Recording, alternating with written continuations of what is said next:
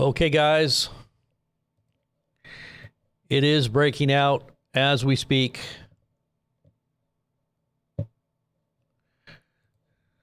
We are looking like we're at war here. Hopefully I'm okay here. I'm just sending out a text alert, guys, and push notifications are also on their way. So if you guys are signed up to the app, let me know. Everybody needs to get signed up to the app and as well to our text alerts. The way you get signed up to our text alerts,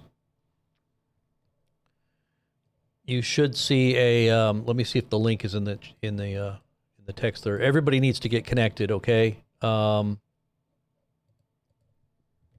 Make sure I got the alerts here. I didn't know we were going to go to war this quick, so I was trying to set everything up. I wanted to make sure everything was set up before I went in here.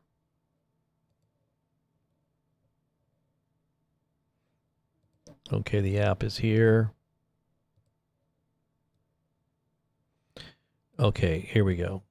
So I've got the app download. You got it when you do the app download, it'll be on your phone and you will get push notifications. If you do the text alerts, you will get a text alert, which is different than the app. The app is different. Download the app and search Blazing Press. When you find the Blazing Press app, it'll be on your phone. You will get text. You will get push notifications when we go live anytime there's major breaking news. And if you want a direct text message sent directly to you, you also get the phone number. Text the word BP News, one word. No quotes, just BP News, one word. That's the code word. You text it to 844-641-1444, and you will be included on our list of text alerts. Anytime major news breaks, like what's going on right now, you will be alerted, and you will know what's going on. Okay? We have a huge list that we're adding. I haven't added everybody on yet, but we have a very large list. I'm not even going to tell you how big the list is right now. But it costs us money to send these text alerts. So if you will, and you like the text alerts, please help us out. Please donate to the cause. It's costing us a lot of money to send out these texts. And I remember, if you guys remember back in the day when COVID was happening, we were getting 10 and 15,000 people watching us live. It was because of text alerts. The text alerts were what helped us to get and keep us from being censored. So we're doing that once again because we feel censorship is coming back. Okay, let's get into the news. Let's see what's happening, guys. Something's going down, and I'm just now getting into it here. We just saw planes are actually on the way. Let me post everything, honey. Post everything on the app or on the Telegram. Okay, let's get it up here real quick.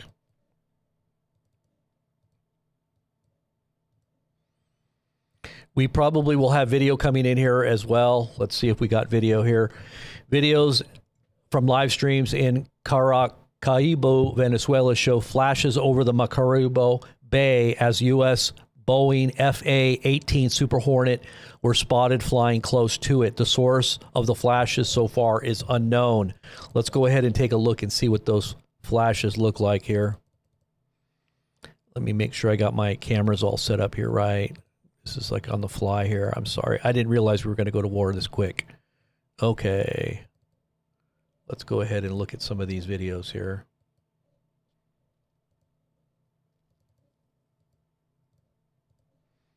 All right. So you're going to be seeing all kinds of video and sources from us here. Whenever we go live, we always show you everything. Okay.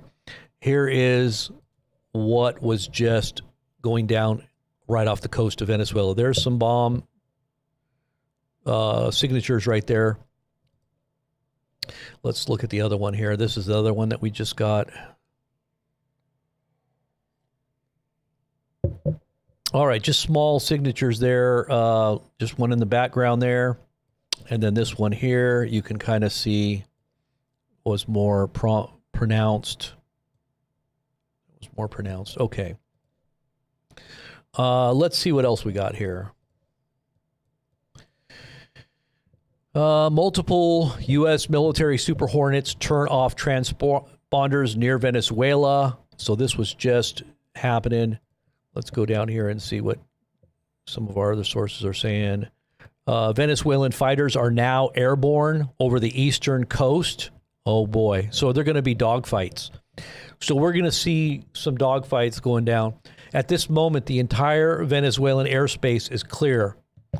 Very unusual activity at this very moment. This was just moments ago, within the last 10 minutes. So we are now engaged. Right now, the U.S. is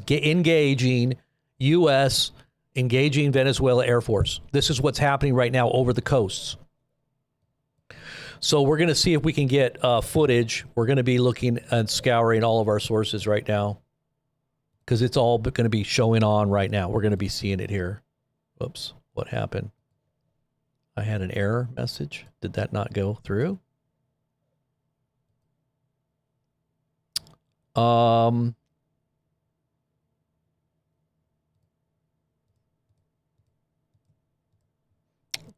right, let me just keep this going here. I've got an error message on one of my things here. How many of you guys got the text alerts? Type number 1 in the chat if you got the text alert. Type number 2 if you got the push notification off the app. 1 if you got the text alert. 2 if you got the push notification. We wanted to set this up before the wars start breaking out. We need to make sure we're in touch with everybody. We don't lose anybody. We believe censorship is coming back. Okay, what was I going to do here? Oh, yeah. Okay. Let's see if we got stuff coming in here from the forums. We got all the social media. We got Reddits. We got Telegram accounts. We monitor all of this in real time. So you're going to find out stuff here that you don't find out anywhere else. Sources in Caracas claim that Maduro is set to leave Venezuela on a private jet, Falcon 900, registered in San Marino, heading to Tehran. He's on his way to Iran. I wonder if they shot him down before he got out of there. Homeland Security News is saying that dictator is preparing to flee Venezuela. Sources in Caracas claim Maduro is set to leave Venezuela on a private jet. He's leaving on a jet plane. He doesn't know where he's about to go.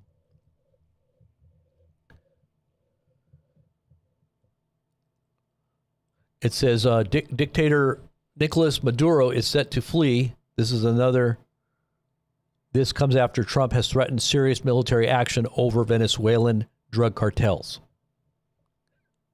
And let's look and see what we got here.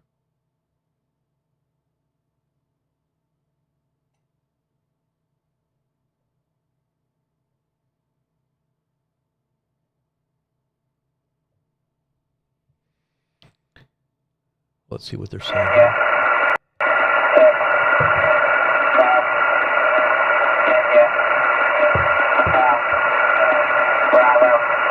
Okay, so there's a bunch of chatter going on over the shortwave, which is obviously military stuff. Let's go ahead and look over here.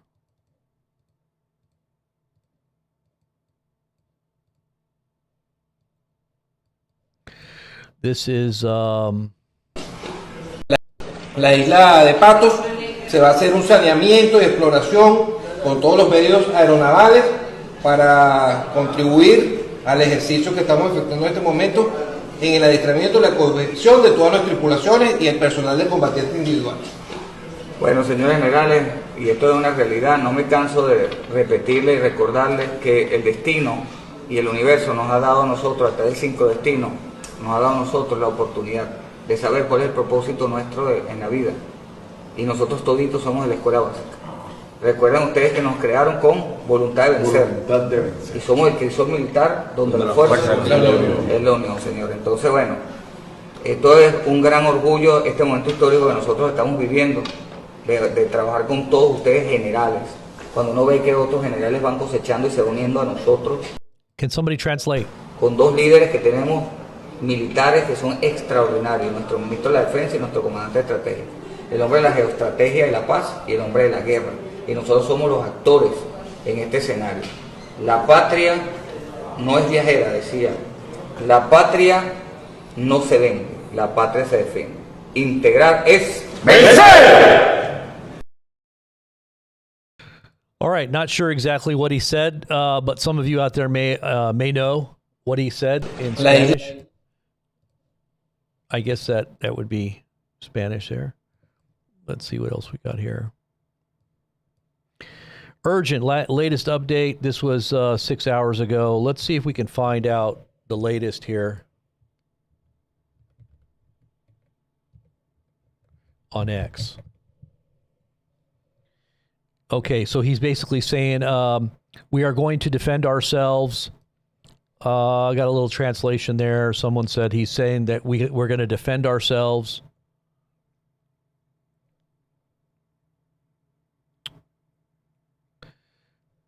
I heard the last part only. Okay, so here it is. 1992, Venezuela became the third richest country in the hemisphere. 1997, it became the second largest purchaser of F-150s. That would be Ford trucks. In 2001, it was voted for socialist president income inequality. 2004, private healthcare is completely socialized. 2007, all higher education becomes free. 2009, socialists banned private ownership of guns. 2012, Bernie Sanders praises their, quote, American dream. 2014, opposition leaders are imprisoned. 2016, food, healthcare shortages become widespread. 2017, the Constitution and elections are suspended. 2019, unarmed citizens massacred by their own government. It took only one generation of progressive leadership to plunge this country into civil war. Okay, so yeah, obviously that's, I'm sure there's been a lot of problems that they've had. And I'm not saying they're not a socialist country or anything, and maybe communist. They're probably communist, but this is a war between the West and the free world, right? I'm going to tell you what, though. When I really look at the numbers and I look at what's really happening, I'm not in any way advocating any system over any other system. So you can't say that I'm a communist or even a capitalist. I really, my allegiance is to the kingdom. I'm a believer, and I understand that there needs to be government. But when you have corruption, whether it's capitalist corruption or communist corruption or fascist corruption, it's all the same to me. Okay, it's all the same. It's corruption of the heart. So basically, it was a general pep talk. The translation I'm getting, it was the general pep talk. We have waited our whole lives. The universe has landed this on our lap. This is what the generals were saying right there in that video. Okay, that was a little bit of the translation. They've got a $50 million U.S. bounty reward over on Nicolas Maduro's head. So that's probably why they're telling the U.S. that he's leaving in a jet. He's leaving on a jet plane. You don't know when he'll be back again. He's leaving. And this is all going down right now. So we're probably going to be seeing footage here coming in any moment. Trump has stated all airlines, pilots, drug dealers, this was just a few hours ago, and human traffickers, please consider the airspace above and surrounding Venezuela to be closed in its entirety. And that was in preparation. Trump basically was saying, hey, look, we're about to hit you, so get ready. He said it without even a surprise. I guess people are standing with Venezuela. There's a lot of people that don't like what's happening. Then there's people that do. Obviously, we're speaking from the American standpoint here of what Americans are saying.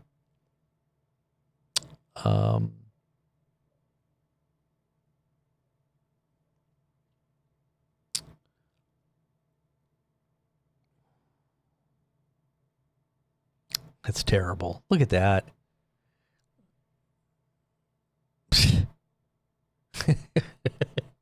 My kids would think that was funny. A cardboard Mario game. That's terrible. All right, so here is those videos, unidentified. This was 43 minutes ago. U.S. Homeland Security News is showing these stealth bombers getting ready to fly off. Let's go check out the forums. I'm going to go over to the forums real quick and see what they got. Usually we find out stuff right there on the forums right off the bat. It's just now hitting the news, so there's really not a whole lot yet, except for the fact that we have first video images of the explosions. That might be dogfights out over the ocean. That might be Venezuelan aircraft blowing up, because obviously air superiority is going to be had by the F-35s, I would imagine. Now, is Russia going to come to the aid of Venezuela as they had said they would? Because they have a lot of interest there. There's a lot of interest in that area. Is there a deal between Trump and Putin? Go ahead and you take the Donbass and we take our territory in our backyard. You know, I was looking at a video on what's going on over there in Ukraine. Did you know that the majority of the wealth of all of Europe and in Venezuela or in Ukraine itself is right there in the Donbass? It is trillions and trillions of dollars worth of rare earth minerals and all kinds of deposits of everything you could think of right there in those areas where the Russians want. And all they're asking is they want that little area, and that's it. And then they said they would, if everybody just backed off, everything would be fine and it would be done and the war would be over, right? But those areas right there along the eastern part of Ukraine are so rich. You cannot believe it's richer than everything in Europe. Anything that the Europeans have, it's all right there. You're talking about rare earth minerals. You're talking about, growing material. I mean, they've got 10 feet of choice topsoil that is for growing, that you could just basically dig down 10 feet and you could have this for miles of just beautiful earth that you can grow things with, right? And you're talking about fertilizers, you're talking about everything is there. And the Russians want that. So look at what's going on. Maybe this is something that's going on here. I always think of a deal, because that's the way Trump is. He's probably made a deal with Russia, and Russia's in our backyard, and so are the Chinese. And if you didn't know, Hezbollah is also in our backyard. You got the Iranians using Hezbollah to do their operations all over the world. The Hezbollah group is in Mexico helping the cartels to dig tunnels. This was going on for many, many decades, at least 2 decades, where they were digging tunnels for the cartels to do their drug trafficking. And in turn, the cartels were giving the Hezbollah group a bunch of money so they could wage their war against Israel. Because the Hezbollah group is very technical and very skilled at doing tunneling. This is a big thing that they do, is tunneling. And so this little relationship has been going on for a long time. Now, what they're doing now is, and I read very recently that it's not drugs they're putting through those tunnels now. It is fighters. It is terrorists. So they're not just coming over the border. They're going through tunneling that's still going into our country from Mexico. So that's something that people should be very aware of also. And all this is connected because this is a global war. This is not just something that's happening isolated in South America or in Ukraine. This is happening everywhere. Middle East, it's all connected. The South China Sea with Taiwan, Philippines, and whatever else they want out there, the Chinese. This is a very big push for dominance over the global economy and over global trade and policy, really, to see who's going to rule. And I think that the West is weak. Now we're saying we're strong. We're projecting strength, but you know that Chinese art of war projects strength when you're strong, when you're weak, and project weakness when you're strong. You got to wonder, all this blustering of the West, especially through Trump, is actually the veneer of weakness. And I think it is, because when I listen to Trump, I just hear weakness. I don't hear strength. I hear a bunch of hopium. I hear a bunch of nice talk, hope happy thoughts, but I don't see substance. I'm sorry if you're really wanting to believe. But I mean, look at the headlines. Japan is dumping U.S. debt. A global market implosion is coming. I mean, this is you're hearing headlines like this all over. And what did Trump just say? He's going to get rid of recently he said we're going to get rid of income tax, and because we're making so much money with tariffs. Well, the tariffs are coming off of the American middle class. That's where all the tariffs are being paid. So yeah, they definitely do need to get rid of income tax in order to equal everything out. But I think it's still going to be hitting everybody in their pocketbooks even worse than when tariffs came if you were still paying tax, right? So if income tax does go away, as Trump says, it's just going to still be worse. It's going to be worse than what we were doing before. The inflation, the tariff costs are going to be on the American people. So it's really not changing. It's just a shell game. Like where is the P? It's in the shell somewhere. It's in here. You'll figure it out. That's all it is. We're monitoring all the feeds here. As soon as things start popping off here and we start getting video, we'll start sharing it. But this just started like not only 15 minutes ago. Like I said, we're usually on top of these things as they begin. This is why you need to be subscribed to our channel. And this is why we had 35,000 text alerts going out during COVID under Trumpet News.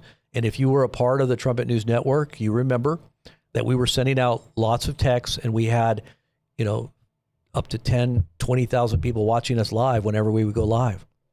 And so, usually it was about 10. But we want to make sure that we keep in touch with our base, and we are now reinitiating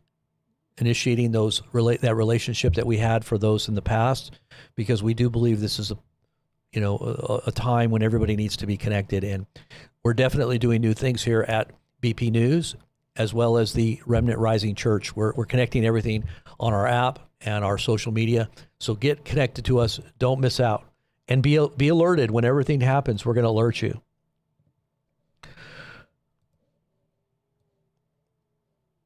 Okay. So, and we're just starting, guys. So, we're going to start getting thousands of people watching again. I haven't even got the list on yet. So I just started texting just a few people here. And so our list is going to grow, or our list is going to be a part of our routine when everything goes down. And this is just the beginning. This war here and the big headlines with Venezuela, this is just the beginning. Okay. You're going to have headlines like this all the time. There's going to be something major going on in our world all the time. This is not going to stop. It's going to get worse. So you want to be up on what's going down and how it's affecting everything. Well, you better be tuned in. You better stay tuned in. So everybody, I'm going back in the feed. I'm looking at your guys' comments, and I'm looking at how many people actually got the feed. So a lot of people, you did get the text, good. A lot of you got the push notifications, very good. So everybody, stay tuned. I'm gonna pin this on the comments here. So we're gonna pin this on the comments so you know how to do it. If you download the app, then you find Blazing Press. It's basically Blazing Press, and then it'll pop up as soon as our icon is approved by Apple. You'll see our icon on your front of your phone. Okay, you should see our icon on the front of your phone. Anytime we send a push alert, it'll go right to your phone if there's a news alert, and then that way you can keep in touch with all of our social media as well, and you'll be able to tap into everything that we're doing. And we're updating all that right now. So this is just the beginning of the update. So everything is still in construction mode, but we wanted to release it now because we know the time is now. Everybody needs to be connected now. Also, the BP News code word to 844-641-1444 will opt you in to an instant text alert. And those are text alerts that go directly to your phone. Whichever you choose. If you're out of the country, you're going to want to use the app. If you're outside of the U.S., you have to use the app. You should probably do both. I would say do both of them anyway. Do both of them. Okay, Aussie, that's great. All right, so let's see what else we got going on here. The Venezuelan boat strikes lack legal justification, Democrats are saying. And there's a lot of people around the world that are monitoring what's going on with the U.S. strikes on these boats. And they're saying it's illegal because there's no way to verify whether these are actual cartels or not. Because these boats can't even bring in drugs. They can only go 100 miles. There's no way that those boats could get into the U.S. So what's the justification for blowing these boats up out in the middle of the ocean that aren't even going and couldn't even get to the U.S.? There's no way they could even get to the U.S., but they're being blown up. And they're saying they're cartels. How do we know? How do you know that it's just not some outing of some fishermen or something? How do we know? We don't know. There's no way we could verify this, but they're saying that these are illegal, and I'm hearing it all over the social media that these boat attacks from the U.S. are not legal. I kind of wonder, like, how do we know this? How do we know that there's drugs going on those boats?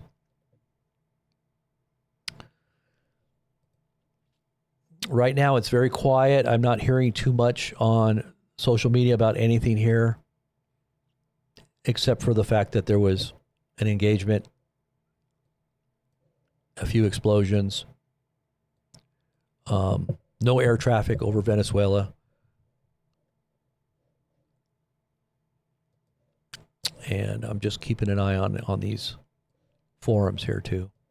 The forums usually are the ones that bring out the information the fastest.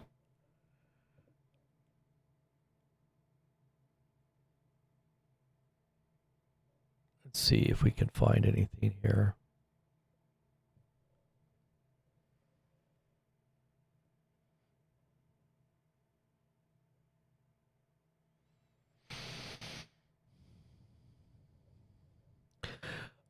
Another thing we need to think about is a ground invasion of U.S. troops imminent.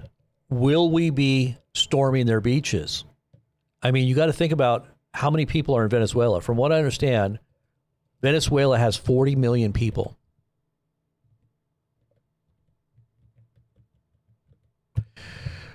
So it says Venezuela population. Okay, so it says 30 million here in 2024.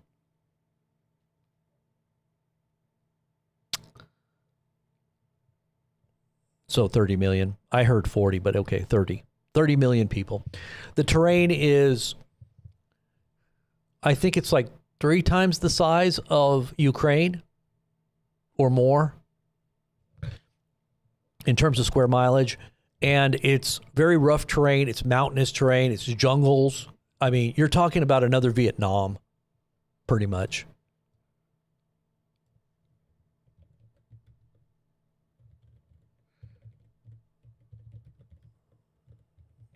So Venezuela is let's see, it says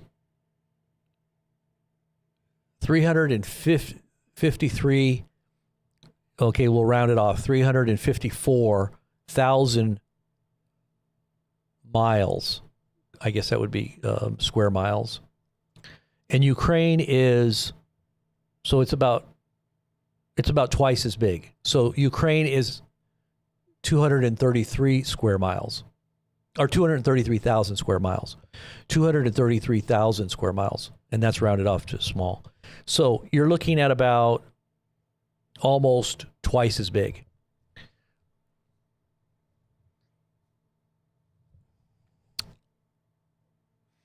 But the terrain is a lot different, and it would be pretty much like guerrilla warfare.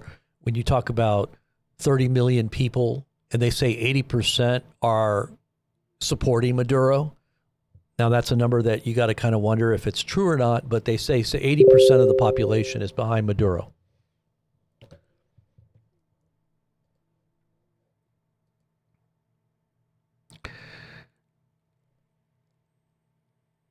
Let's see. Okay, I'm looking at one other thing. If you have anything, honey, just send it to me. I know we're just kind of waiting here. I'm looking at a couple of recent posts here. Let's see. Sources in Caracas claim that Maduro is set to leave. Okay. Potential targets in Venezuela. Let's see what this is. Live from Caracas. Oh, that ought to be interesting. Let's take a look at this.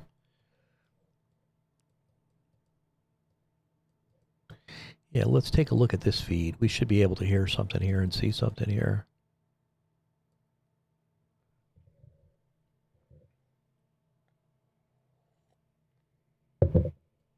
You might want to give me a better feed because it's got logos all over it. I can't put that on.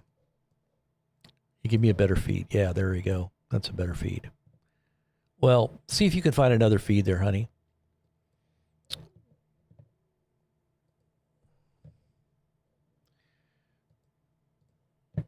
Let's see what this one is. Whoops. So this is basically the visual of what's going on right now. These are real-time visuals. You'll see them move, the planes. And let's see what we got here. Let's see what this is here. Is this news? Okay, so let's see what they're saying. Enforcement operations in the Caribbean and in the Eastern Pacific. We, of course, were just speaking about this with the Washington Post's military reporter.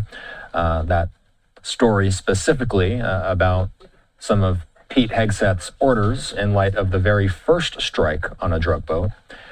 But let's get the latest in general on the bigger picture operations that are taking place in the Caribbean and just off of the Venezuela mainland. Retired Marine Intelligence Officer, National Security Analyst, and the host of the Strat podcast, Hal Kempfer is here. Hal previously worked on the war on drugs under U.S. Southern Command. On Thanksgiving, Hal, President Trump said that the U.S. will, quote, very soon start stopping suspected Venezuelan drug trafficking networks by, quote, land. By land, Hal. This is a shift from his thus far seaborne military campaign. What's the significance of him acknowledging publicly that we are going to be working on land? Well, Austin, I mean, it's the first time he's kind of put it in that way. He has alluded to strikes that would not be at sea. Well, by process of elimination, that kind of gets into land.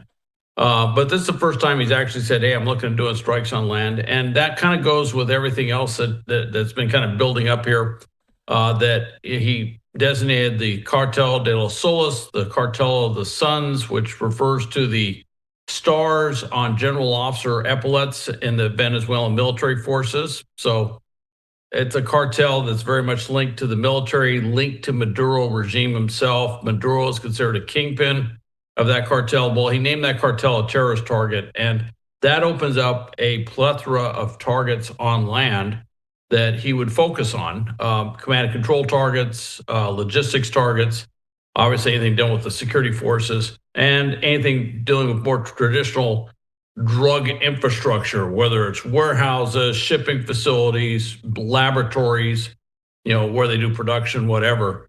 So that would all be land sort of stuff. So it's a logical extension of where it is. I think he's trying to push this forward. Okay, so these are live cams right out of Caracas. So if we do see anything go down, you might see it here.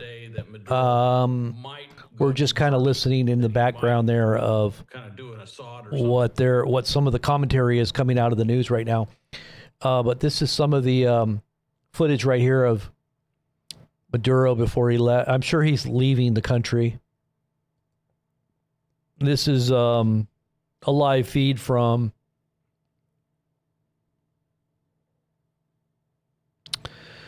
it doesn't really say where this is at, so I'm not going to keep this on because I'm not sure what this is.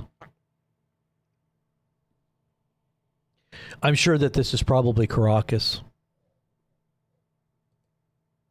And you got the live planes here. International Airport in Caracas, you can see there's a plane landing right there. But you see how it looks like all these planes are just avoiding the area.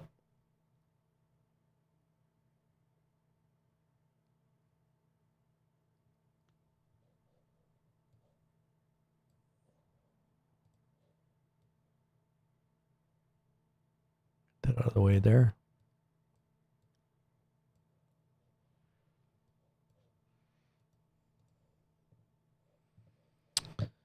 Well, let's go ahead and listen in again what they're saying here. Law. It's kind of unusual after this last election, which he clearly lost. I mean, the opposition got over 2/3 of the vote, and the U.S., amongst many other countries, said no, he was not the legitimately elected president.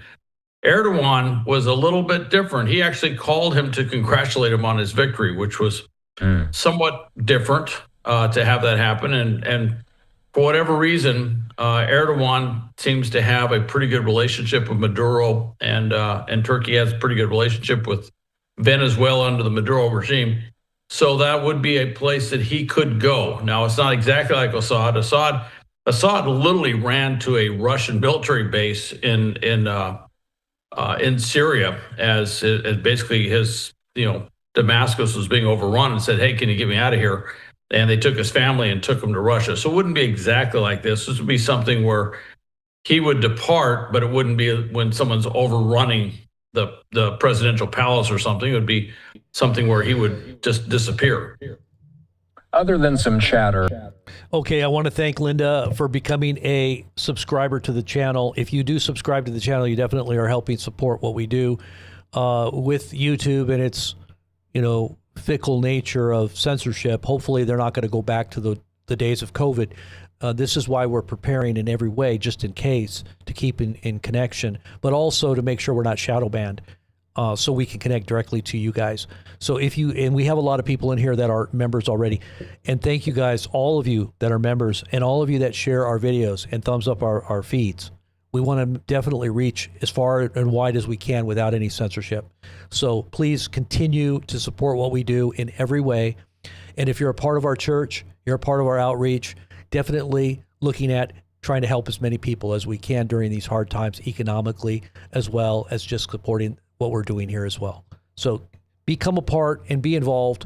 And if you're a person of faith and you do believe in the faith that we have here with Jesus and our Christian faith, and you're a part of the brothers and sisters in Christ, get connected and start prayerfully asking, because this is where our help comes from, right?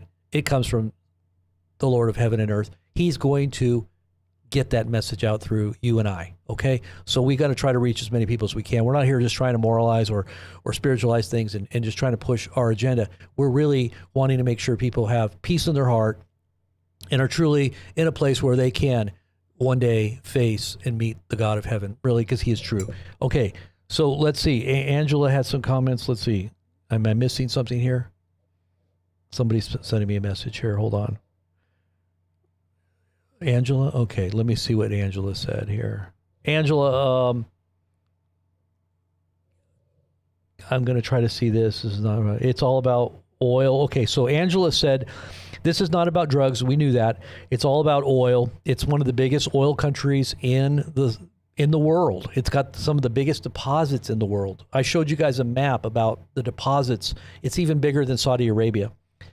My son's father-in-law is in oil and lives next to the Colombian president, close friends. All their bank accounts were frozen by Trump. Yeah, it's definitely about oil, and it's definitely about taking the resources. And I think Trump is in preparation mode for, unfortunately, a global war. And we need the resources for our AI infrastructure. We need the resources for our own people, because I don't think we have enough reserves here that we can tap into. And when you're in an all-out war globally, you need somewhere to go to get it. And I think that's what we're doing, is we're trying to set up our own base here in the Western Hemisphere. And this is kind of like our backyard where we can just go in and, free deposits, free money. We could just, it's like our ATM. We're just going to go down to South America and just pull out whatever we need for this war effort that's going to be global. I'm telling you, we're going after the Chinese. We're going after the Russians, the Iranians. I mean, I don't know what's going on with the Middle East. That's very up in the air, as I would say as well. But how many of you guys out there believe that this is just about drugs? Type 1 in the chat if you believe. If you believe that this is about the oil, type 2. I'm kind of curious. What do you guys believe out there? Type it in the chat. If you think this is about oil type 2, if you think this is about drugs and, Trump is being a moral, leader of the world trying to show a good example, then you type 1. If you think he's up and he's just trying to help and he's trying to make America great again, you type 1. But if you think that this is about oil and about in preparation for World War III, type 2. Just let's see what we got here. Let's see if you're all on the same page here.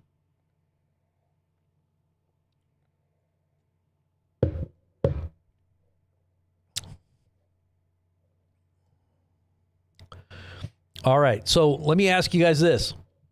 How many of you guys think that that I should message 35,000 people on our list and tell them about BP News? Because I have a list of 35,000 people that I could text, but it's going to cost me a little bit. It's 2 cents per text. So if you think I should do that, hit the donate button because we need some help. We opened up all this, the app, all of the things that we're doing, our website. We're connecting all the dots, but we need your guys' help. So please help us. In order to get more people here, we need a little bit of extra help. The more people get here, the more help there will be, because I'm sure there's at least 1% of those people. If 1% of those people did a little something, it would all be okay. All we are asking for is just those that can. We know there's a lot of you out there that are suffering that can't. Economically, we know it's a bad time, but there are those that do have resources that could help push what we're doing out into the forefront. So those are the people we're asking to kind of help, okay? So I have a lot of texts I want to send, but I can't send them because it's expensive and I don't have the money to do it. So let's try to get those 35,000 people in here, okay? Right now, I just texted, I thought I could text 2,000, but I don't think it allowed me to because I don't think I had enough money in there. So not even 2,000 I couldn't even do. So, but anyways, just so you know, we're going to keep up on all of this. Now listen, Steve Lookner looked at what we were doing and he saw what we were doing because we had a bigger channel than RSBN did. And Steve Lookner said, hey, that's a great idea. I think I'll start my own channel.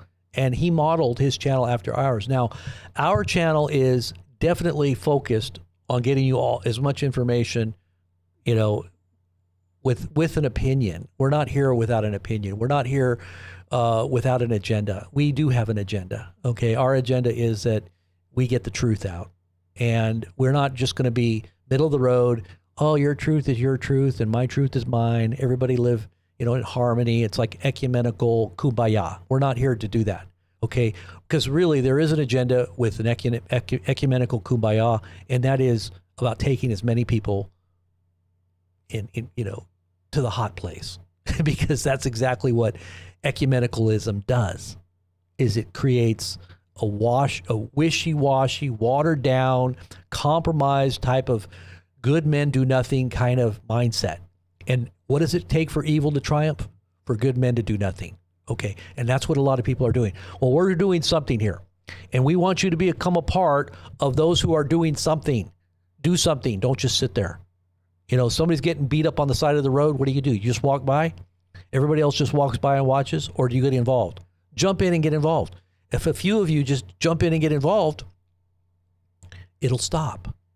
Okay, you overpower with a few. Okay, if it's just one person, then nobody's going to want to do anything. Everybody just sits around and, oh, I'm scared. I don't want to get involved. But somebody's got to get involved. So I'm calling on the men to get up and let's do something. Okay, the men have to get up and start working and get involved.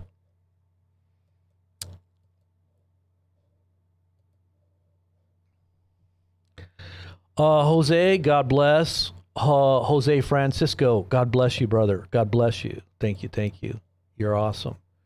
Darting around. There you go. Raid done 2 hours ago in Caracas. Yielded items from 2020. Okay, darting around. Thank you very much. God bless. Very good. Thank you so much. Well, let's see. What are the forums saying here?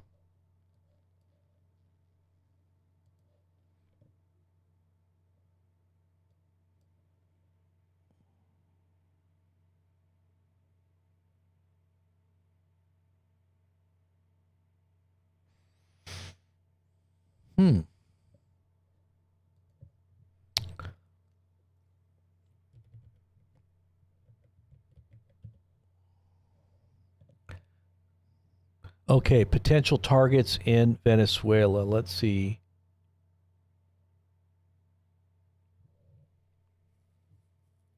All right. I think we got some more cams here. Let me see here. Are these cams? Big.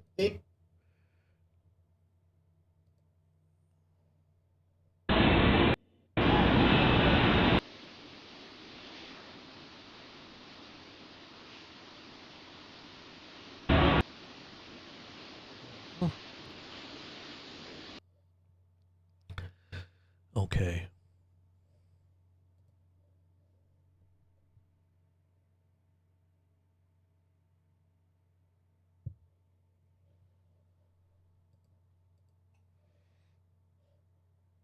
It's probably in Spanish.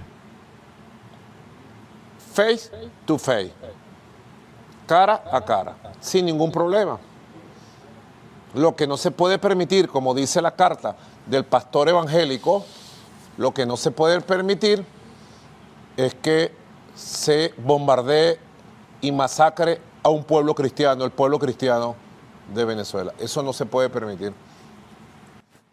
En estas 16 semanas hemos logrado cosas que no habíamos visto en un siglo.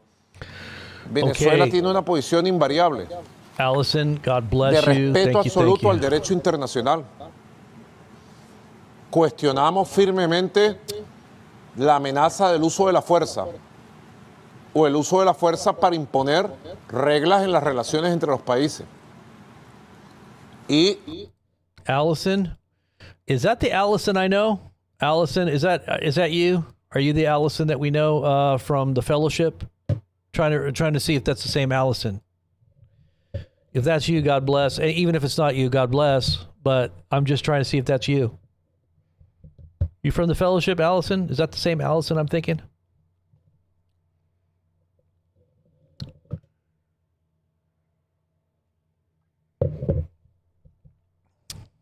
I think her name was Allison, wasn't it? Allie? Is that Allie? Allie from Cali? It was Allie from Cali. Is that Allie from Cali? Come on, Allie, tell me, is that you? Or is this a different Allison? I do appreciate it though, Allison. God bless.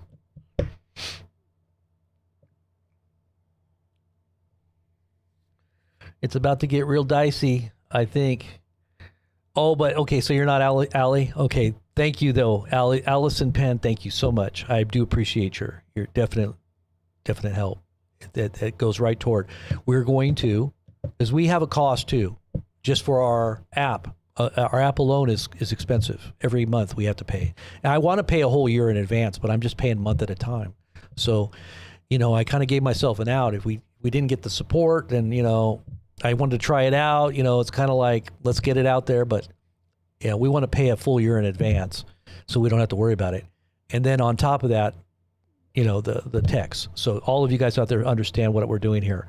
Laffy, God bless. Thank you. Thank you very much, Laffy. Thank you so much, Laffy. God bless you. And so if anybody knows how things like this work, you understand there's a lot of costs. I mean, we've got websites, we try to put everything together. We're walking definitely by faith in the Lord, and we know that he's going to do it. He kind of gave me the heads up on to do this, so I'm just going to go with it. And we know it's about to get dicey, like Darding says. It's going to get dicey. Things are about to get dicey. And we're good at keeping up on all the information as it happens. And so, we kind of set the model for this. For those of you that don't know, we started doing live streaming back in 2010, 2011. YouTube didn't get live streaming features until 2016, or was it right around 15, the end of 2015. And we were on top of that right away because we understood how it worked. And so we took advantage of that. And we were one of the first ones to live stream back in 2010 with a show from people from YouTube. We'd bring them all over to livestream.com and we'd have our show over there. And nobody else was doing that. Nobody else. We were like a forerunner of podcasting. And then what happened? We started doing, in 2015, we started taking advantage of the live stream feature. And our algorithms were always on the top. Every feed, anything that was happening in the news, we had it in the meta tags, in the title. And anytime somebody did a search, let's say something was going on with, I don't know, Trump, you know, because it was 2017, 2016, we were top search. Whatever title it was that was in the news, we were the top search on YouTube. We were the top search on Google. And we would be the first video that you would see. And we would get, 10, 15, 20,000 people watching. We were getting up to 1 million views a day during the campaign of Donald Trump. We had the biggest Trump channel on YouTube. It was bigger than RSBN for a little while. RSBN was just starting out, 2016. And they had the cameras. They were on site. They had the cameras right there. They were filming everything. And they were the only ones that were really covering what Trump was doing besides our channel. I mean, there were other people covering Trump too, but our channel was always up at the top. We were above RSBN at times. Lookner didn't like it. Lookner was, because he was the guy that was doing, he was the front man for RSBN. And he actually mentioned our channel a couple times because people were mentioning us, and he got mad, and he kind of, how he kind of loses it sometimes. He kind of lost it and mentioned our channel. But that's kind of how we started, and that's kind of what happened, and that's kind of what we're doing. And we know how it works. Okay, we know there's a lot of stuff to know on the back end. And so I'm trying to put it all back together with the new 2025 algorithm, AI, all that other garbage that's getting in the way. And we're trying to circumvent any kind of censorship or shadow banning. This is how we're going to do it. You were there. The Lord's Coming was there. They remember. How many of you guys were watching us back in the day? How many of you guys were watching us and remember that? We were the front line on the news. We were the forefront. I say the vanguard. We were the tip of the spear. You want to say for live streaming. We were doing stuff that nobody else was doing, and we kind of modeled it. I think we were really the model of it. Did something happen in Venezuela? Yes, something did happen. Not sure if it's continuing. We're still looking. Prism, God bless. Thank you, Prism. I just saw you, Prism. Thank you so much. God bless you, sister. She's been a part of our fellowship for quite some time. And I would respond and put a positive there, but I can't click the. It's funny because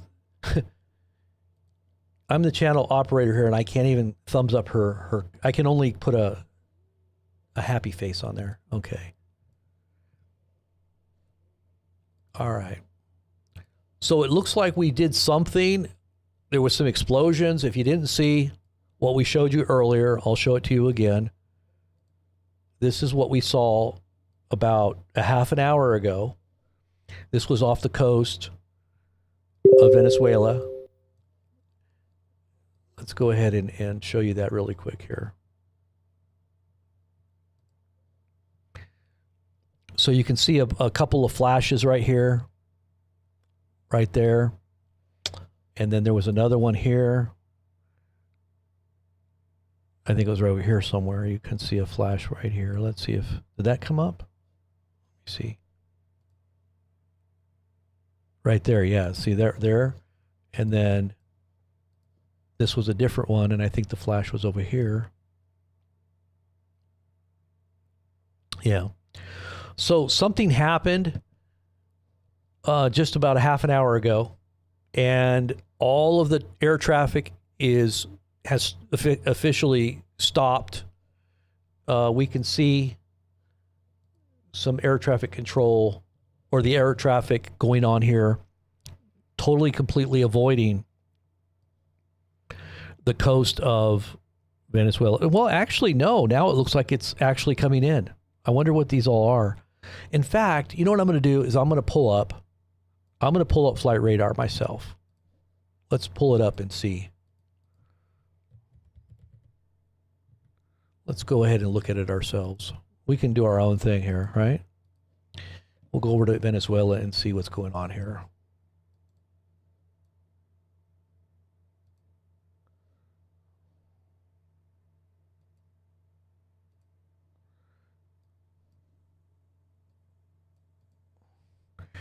Okay. Let's see if we can find Venezuela here. Okay, here we go.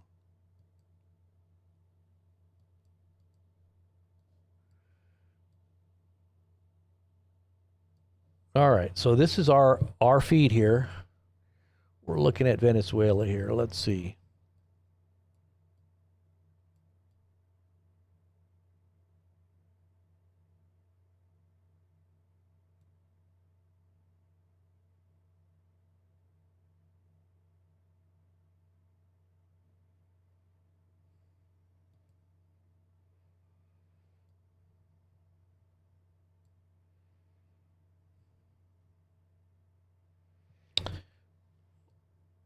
Why am I not seeing this? Am I that bad with I could have swore it was just like right there. Caracas? Where is Caracas?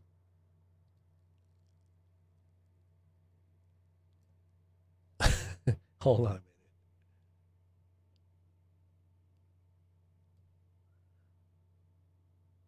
Okay, so I'm like way off. I'm way off here. It's way up here. Like my geography is terrible. Okay, so this is what it's looking like currently. This is current. So we can kind of look at some of these aircraft. So this is a we can check out and see what aircraft are out there. So this is what this aircraft is right here. It's a passenger jet. So it's flying, passenger jet. Let's see what else we got here. It's another passenger jet, 787 Dreamer, right off the coast. This looks like some kind of passenger jet, small, or not a jet, but a prop. It looks like a prop. But there's really not a whole lot of anything going on right now inside of Venezuela. It's really completely void of any kind of aircraft. Let's see if we can find any American jets. They're probably got transponders turned off. Yeah, the transponders are probably all turned off. United Airlines. I'm sure there's going to be more activity throughout the night going on. You know, these there's nothing really going on here. And I bet you they're taking a chance too by just flying up here.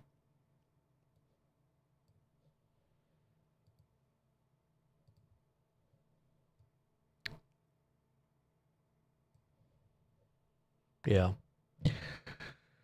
Okay.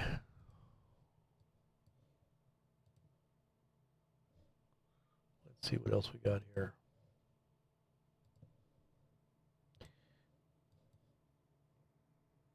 It's very quiet right now. There's not a whole lot of posting going on about anything in Venezuela right now. Just that initial, whatever that was it. I wonder if there's something else fixing to happen any moment.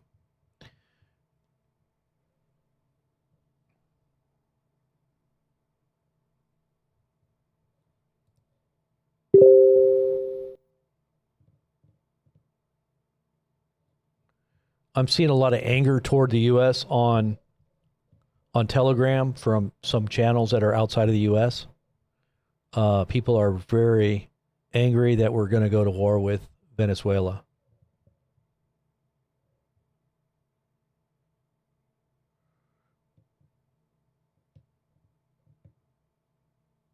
So about an hour ago, jets were being reported, unidentified, over the eastern coast of Venezuela. There was a whole bunch of aerial movements that were going on of the U.S. in the Caribbean preceding that.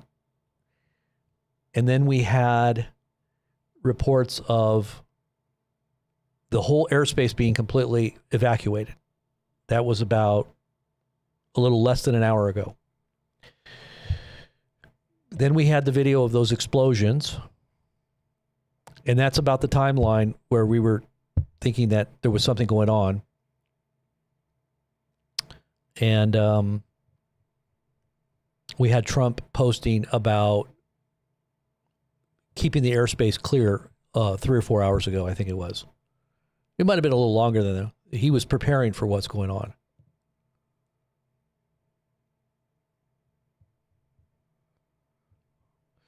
Also, there's a video that I had here. This was an interesting video. This came out of, this is the Venezuelan Air Force. Venezuelan fighter jet patrols airspace after U.S. threatens. This was about 3 hours ago. Check this one out.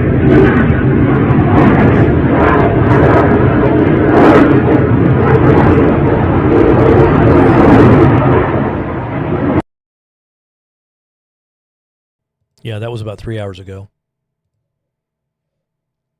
So if there is something happening, you know, it's just, maybe it's just beginning. But as soon as we get wind of it, it'll be all over. Our feeds will just blow up. So we're just kind of waiting to see. Let's see if anybody else is live here on YouTube. This is a live stream, right, by the way. So let me just put on some commentary here really quickly and see what they're saying from the mainstream, because you always kind of like to listen to what mainstream is saying. Oh, I guess this is it. Let's see. Okay. Yeah, so they're off the air now. They just went off the air. Let's see what they were saying, though. Kind of curious. After that PSA videotape is a big deal, but this is actually a concern. And I could say that any military lawyer would say the same thing I'm saying, which is that it's somewhat problematic. I don't know why they would order to do that. If they hit the vessel and they take out the vessel and they get rid of the drugs, ordering a second strike just to kill people who are floundering in the water, it's very strange. I don't understand it. Now, this is on Fox News. This commentary was a Fox News commentary. So they're criticizing Trump right now. And this is Fox News. I mean, wow. Let's see what's going on. This is live. On This is Fox live. and Friends earlier today that they have a number of investigators looking into this situation. I will play out a little bit of Representative Moore. Again, he's of West Virginia. He was on Fox and Friends earlier today. Let's play a little bit of this out. Again, him speaking on the condition of the second victim who is continuing to hang on, as he puts it. Let's listen. And I've stayed in touch with Andy's family there.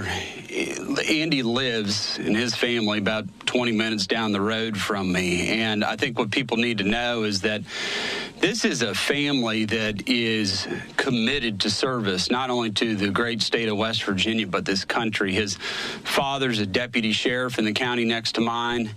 And Andy wanted to follow in that footsteps and serve his nation as a National Guardsman. And Andy is hanging on, and he's a fighter, and his family has told me that time and time again. He is a fighter. But above all, what they want here is for everybody to continue to pray. I believe in the power of prayer, and I can promise you his parents believe in the power of prayer. And I know there's a lot of prayer warriors that watch this show. Please keep praying. So he was just there talking about the 24-year-old victim, Andrew Wolf. What you're looking at now is the 29-year-old suspect. This is the mugshot of Ramanullah Lakanwal. The suspect is from Afghanistan. He faces multiple charges, including 1 count of first-degree murder. Now, he was supposedly working with the military, and wasn't he an asset helping out in Afghanistan, the military troops of the U.S.? So he was probably embedded, from what I understand. He had military background. Al, before we get into the nitty-gritty of his background and what we're learning about the suspect's past, let's talk about a motive. Any clarity whatsoever, motive-wise, at this point? You know, it's really interesting, Austin. They've looked into it. They've been trying to find if there's anything online, you know, any possible radicalization. Obviously, with something like this, we're looking at Islamic extremism tied to ISIS or Al Qaeda or some other motivation along those lines. Nothing has come up. There's talk about whether they did the vetting correctly. I'm looking at this, and I've been in the vetting business or whatever for a very long time, and I don't think there was anything wrong with the vetting per se. I think they just did what they did, and he was working with the CIA. He was working with Special Operations Forces. That's about as well vetted as you're going to get with a foreign partner. So when he came over here, it looked like he was somebody that we could feel fairly secure about. Now, there were reports of PTSD. There are also reports, it kind of goes back and forth, that he may have been, they basically, people said he had been changing or he had changes in the months preceding this. So it could be something psychological. It could be a culmination of the frustration that he put all those years on the line, with this very elite unit that he was part of, which got into some pretty hairy tactical situations over the many years, and dealing with the fact that Afghanistan would basically under Taliban rule, all that sacrifice, everything. So there's a lot of supposition, if you will, as to what his motive was, but frankly, nothing else seems to jump out. So it's clearly something that was probably, unless we find out something different, probably more on the psychological side, although we do have reports today that there was a plan by another Afghan refugee that was in the United States that he was threatening a bombing attack the day before in the Fort Worth area. So obviously the FBI will be pursuing that to find out if there's any connection between these two, if they were talking online or anything else. Because obviously anytime you have one attack, your big fear is that this may not be a one-off, that this might be connected to something else like a larger conspiracy. The suspect entered the United States in 2021 through Operation Allies Welcome. That was an operation. It was a Biden-era program that evacuated and resettled tens of thousands of Afghans after the U.S. withdrawal from the country. Why did the U.S. deem this program necessary, Hal? Well, we had thousands, tens of thousands, literally hundreds of thousands, if you want to get to it, people who worked with us over that, the 2 decades, over 2 decades, or the more than 2 decades that we were in Afghanistan. They had been part of the Afghan National Forces, but they also worked with us in a variety of other roles, translators, logistics, you name it, across the board. So we had a lot of these, Afghans who had basically gone into harm's way, put themselves in harm's way because of their connection with the U.S. government, their connection with the Afghan national government. And we owed them something as we were pulling out and the Taliban are coming over. We owed them, basically owed them they put their lives on the line for us. We kind of owed them something. And so we have this program to bring them back in. For the most part, it's been a pretty successful program. Obviously, this is an exception. We're going to find out what this is, but I would say with the number of Afghans that came over, I'm not surprised that you would have a situation like this. My memory goes back. We brought over a lot of refugees from Cambodia and Vietnam after our experience there in the late 70s, early 80s. And I can recall in my small hometown, a farm town in Central California, that we had someone who had been involved with the war there, working with our forces, had severe PTSD and went on a knife attack and took some casualties. And you kind of scratch your head and you go, how did that happen? It's like, I'm not a psychiatrist or a psychologist, but sometimes people have some very serious problems, and they result in some horrible things that can happen, especially when you put a weapon in their hands. So we continue to track the well-being of the living National Guard member. Again, I will just reiterate this. These are the two that were shot. Sarah Beckstrom, sadly, President Trump announcing on Thanksgiving that she had passed due to her wound. Andrew Wolf, apparently hanging on per a family member who spoke with the press. So basically, let's continue on just talking about Operation Allies Welcome, also, Hal. Operation Allies Welcome, it brought roughly 76,000 people to the U.S. Many of those people had worked alongside U.S. troops and diplomats. As you mentioned, they were interpreters, translators. The suspect's family reportedly says that he started working as a security guard for a unit that was backed by the CIA in 2012. He was later promoted to become a team leader and a GPS specialist. He entered the U.S. in 2021, and then he was living in Washington state before the attack happened. He reportedly has a wife and 5 kids. So we know a decent amount about the suspect, but we don't have a full profile, Hal. What is standing out to you about what we do know about the suspect's profile so far? What are the top questions you have? Well, the big issue that I saw was he was a member of what's called the zero units. These zero units were a very close hold unit that would go in and take out what we would call high value targets, or whether they were going to capture them or whether they were going to kill them. They would go in and basically clandestinely insert themselves out to take on these very dangerous, very difficult missions. And you can imagine there's a psychological toll that comes with that. I want to find out more about his state of mind. I want to find out how he was relating to those around him, his family, his friends, coworkers.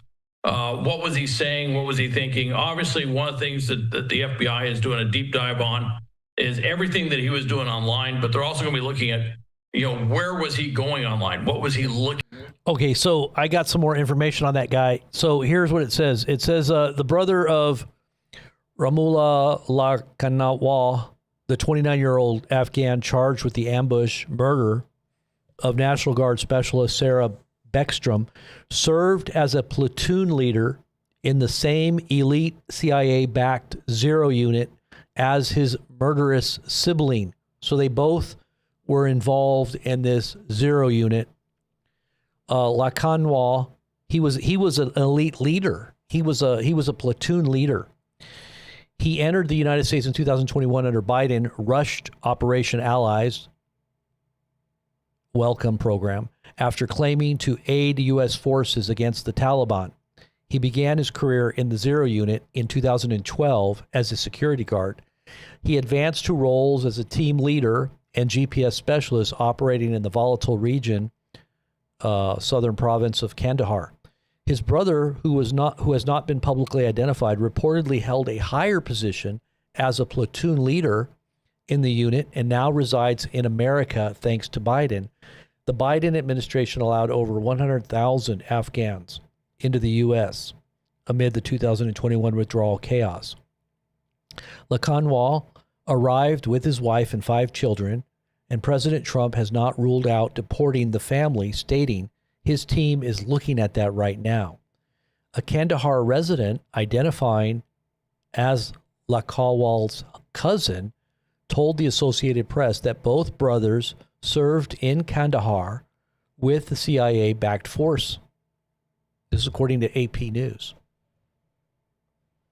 So I wonder what caused him to turn, like if he was in some way in agreement with the mission of what the U.S. had over there, and now all of a sudden he's turning.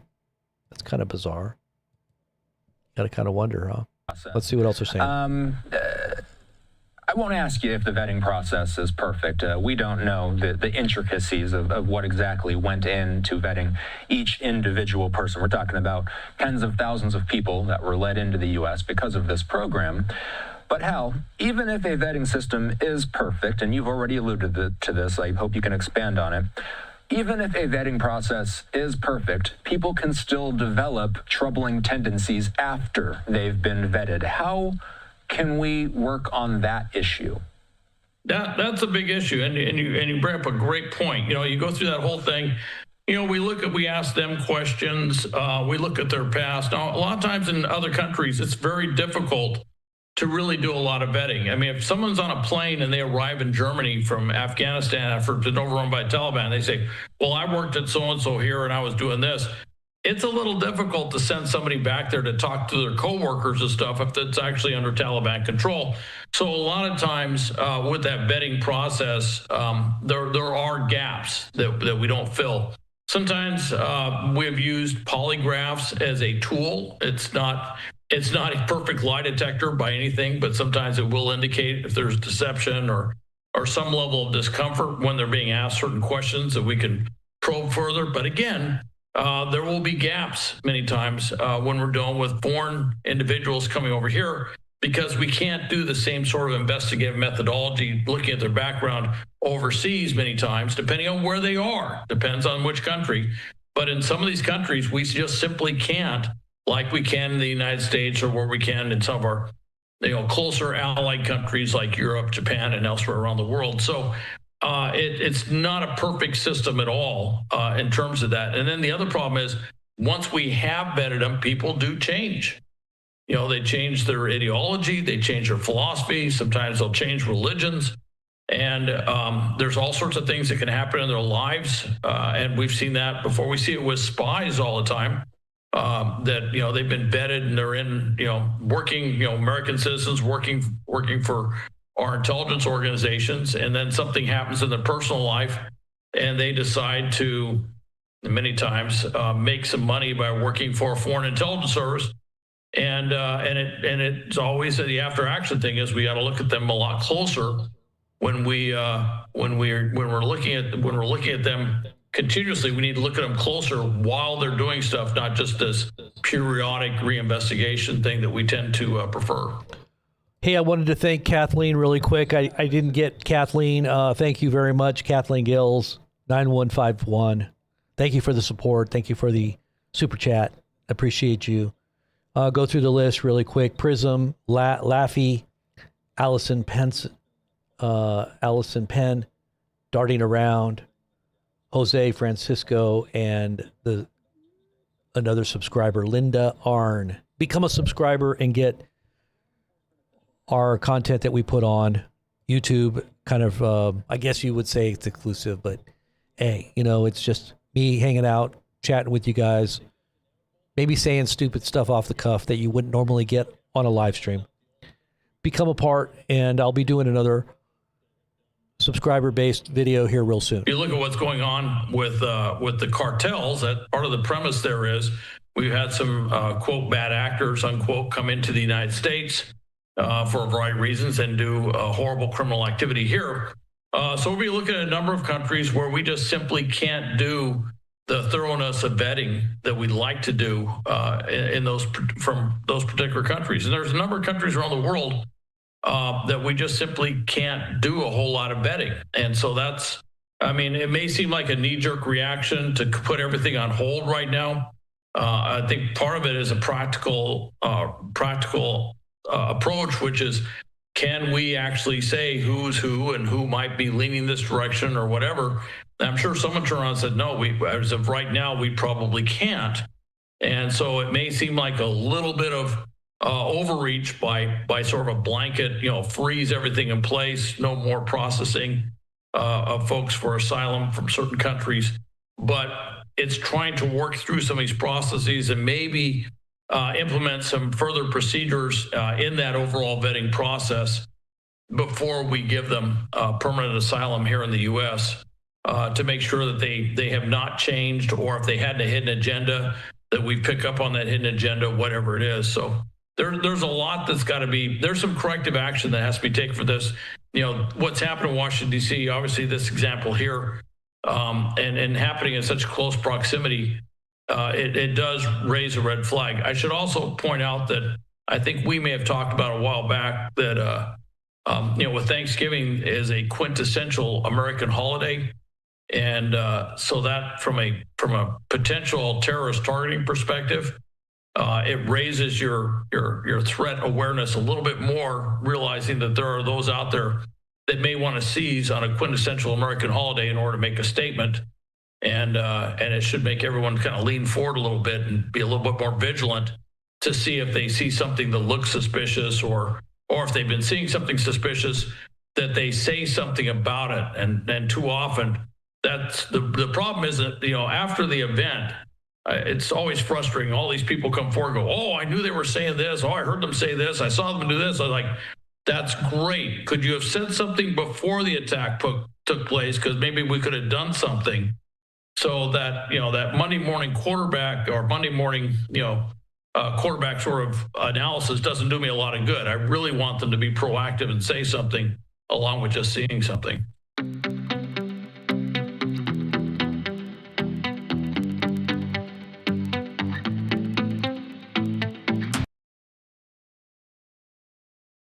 Okay, well, I'm guessing we're just kind of sitting here looking at what potentially could happen at any moment, but is it going to happen? I know something happened. But how many of you guys had a great Thanksgiving, by the way? How many of you out there had a good Thanksgiving? I hope it wasn't like this Thanksgiving here. Look at this gal here. I was just sitting here watching this on the back end. Look at this. It's like somebody didn't set the leg straight.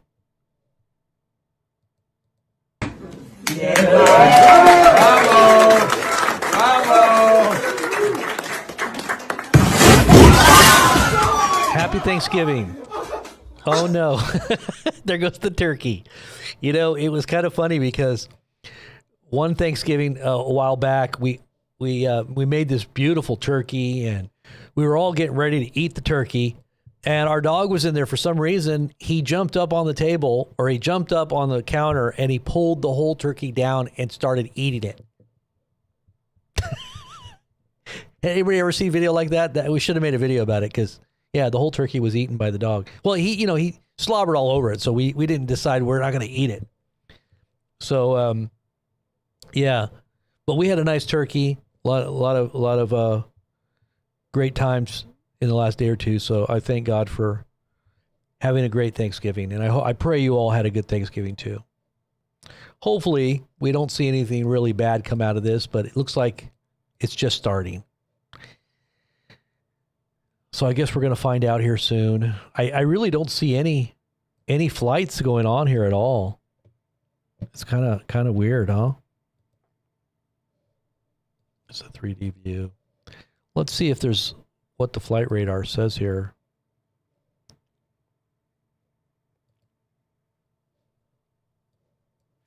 I mean, look at this. It looks like the flights have definitely stopped all around Venezuela. If you can see that. This whole area is completely blacked out. Look at this. It's just, there's nothing going on here. And this is a country of 30 million people. There's 30 million people here. Usually it looks like this all throughout. You got plains everywhere.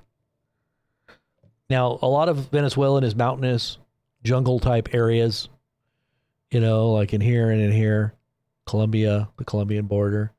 I'm sure that it's also there in, is that part of, that's the Amazon, huh? That's the Amazon? It bumps up right against the Amazon, huh? What country is that? I guess that's Brazil. Yeah, that's a part of Brazil, right? The Amazon. So it bumps right up against Brazil. And yeah, you got the Amazon right there. But this is all, mountainous areas that you don't want to fight in. Otherwise, you're going to be like Vietnam all over again.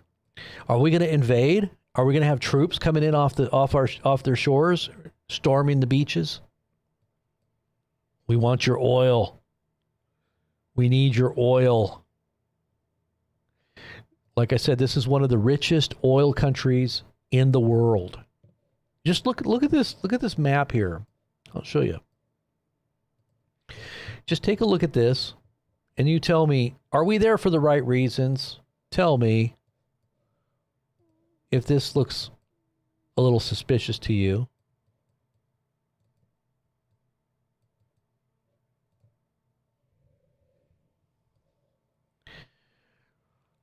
Look at Saudi Arabia.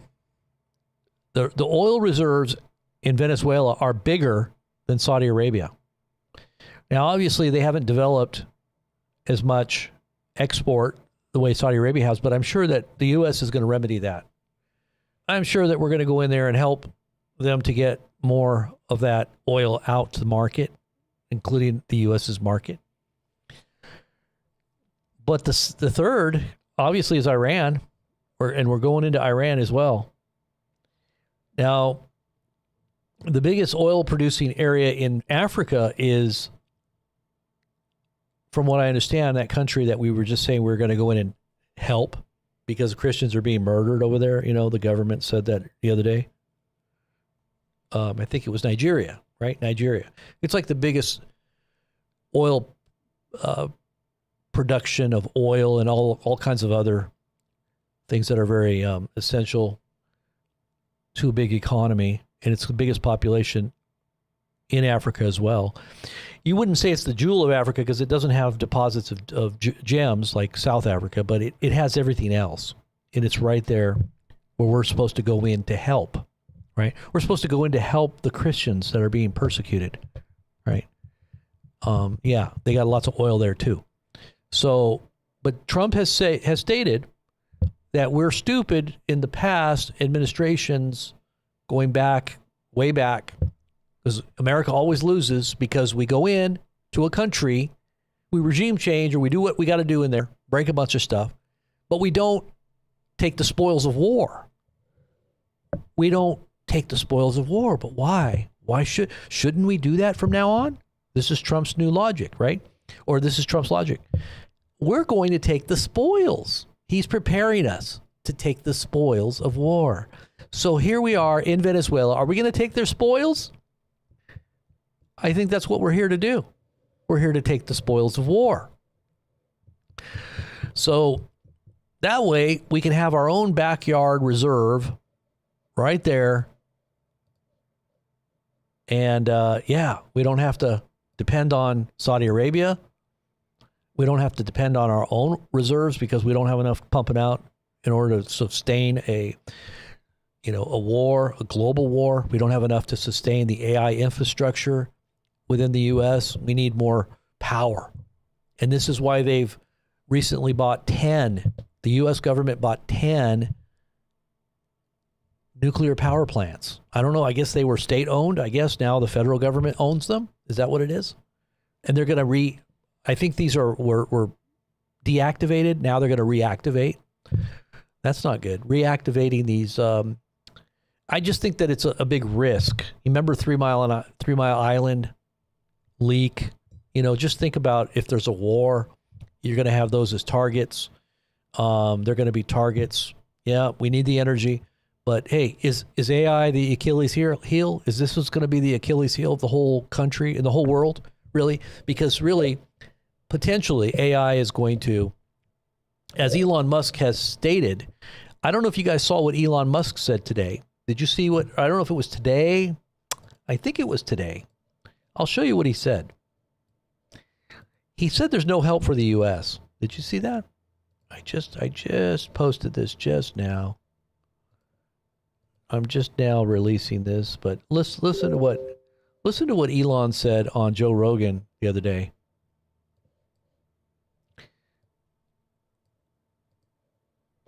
Listen to what Elon says. One of the things you said when you stepped away is that you're kind of... Wait, I don't have that sound on here. Hold on. All right, here we go. One of the things you said when you stepped away is that you're kind of done and that it's unfixable. That, well, or under its current form, the way people are approaching it. you can make it directionally better, but ultimately you can't fully fix the system. So I like it would be accurate to say that even unless you could go like super draconian, like Genghis Khan level on cutting waste and fraud, which you can't really do in a democratic country, or an aspirationally democratic country, then there's no way to solve the debt crisis. So we got national debt that's just insane, where the interest payments on the debt exceed our entire military budget. I mean, that was one of the wake-up calls for me. I was like, wait a second, the interest on a national debt is bigger than the entire military budget, and growing. This is crazy. So even if you implement all these savings, you're only delaying the day of reckoning for when America goes bankrupt. So. Unless you go full Genghis Khan, which you can't really do. So,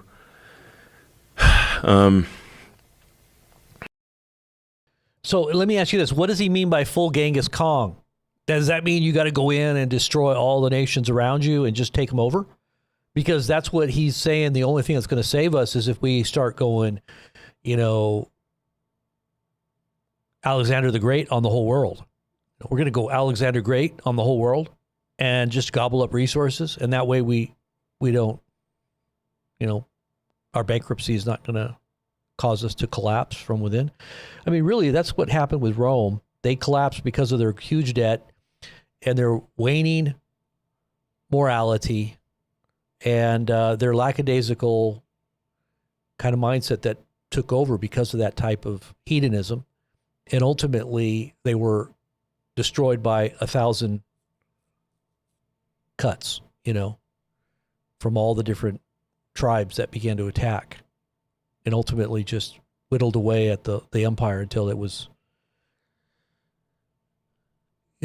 just in name only. I mean, it never really destroyed nobody ever really destroyed the Roman Empire. It just kind of waned, it just faded away. But is that what's going to happen with the U.S.? Who knows? But here's the rest of what he said.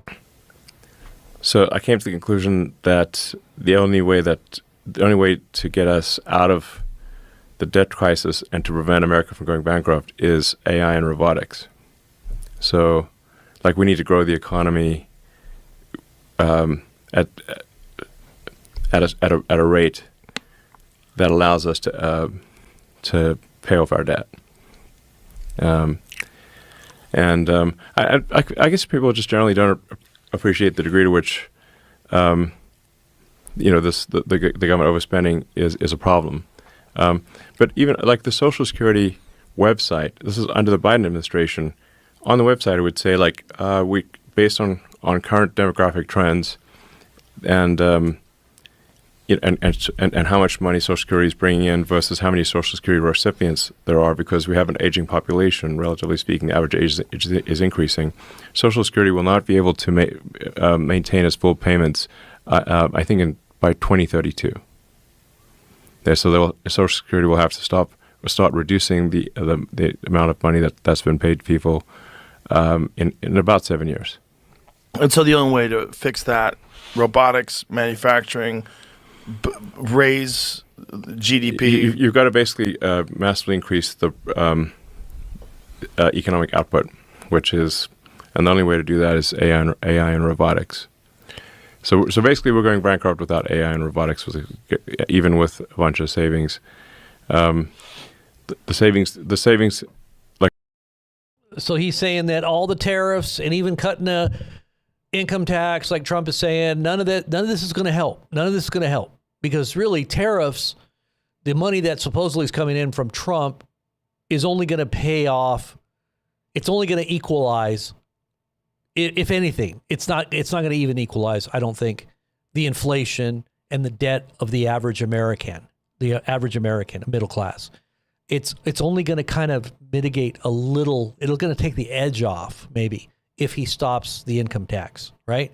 So if income tax is stopped, because see, this whole happy talk, this beautiful talk, this is why we're going to war, because we need to take our attention off of how bad it really is getting, and hopefully the war continues to take everybody's, as these things escalate all around the world. It's going to be South America, Middle East. It's going to just start popping off. And things are getting really bad right now in Ukraine. If you haven't been watching the news on Ukraine in the last, I don't know, few days, you know that it's escalating big time right now in Ukraine. Russia just had a huge, massive oil tanker blown up right off the coast of Turkey. Right off the coast of Turkey. How did that happen? Did the Ukrainians do this? I mean, literally, who's doing all this? Lots of stuff's going on inside of Ukraine. Power stations, just everything is being blown up on both sides, Russian and Ukraine. And NATO is just itching to get in there and decapitate the government of Russia. But this is not going to happen. I don't think this is going to happen. The Samurai Satan II missile that was just tested inside of Russia failed. Did you see the video of that where it went up and it blew up? It came back down and blew up. And there was just happened to be somebody there filming it, catching it on film, laughing at it. You got to wonder who's doing all this. Did they know it was going to blow up? I mean, did they know this was going to happen? Was it sabotaged? Do we have some kind of space-based laser type weapons that are messing things up that we're confident is going to be our protection, our Golden Dome? Is this a part of the Golden Dome program that we got coming out of space? I don't know. But you've got all these hotspots happening all over the world, and you're going to see these things start popping off, and it's going to keep everybody's attention off of what's going on economically here in America while they try to do the reset. They call this the Great Reset, okay? I think this is what it is. You're seeing the price of gold spike, silver spiking. Did you see what the price of silver was? It's getting up there about $60 an ounce. $60 an ounce. Gold is back up to its highs. It's getting up there to what, 23, I'm sorry, was it 43,000? Let me get back over there and see what it is. I think it was 43,000. It's really high. Yeah, it's getting up there to around 43,000. So, the debt is just something that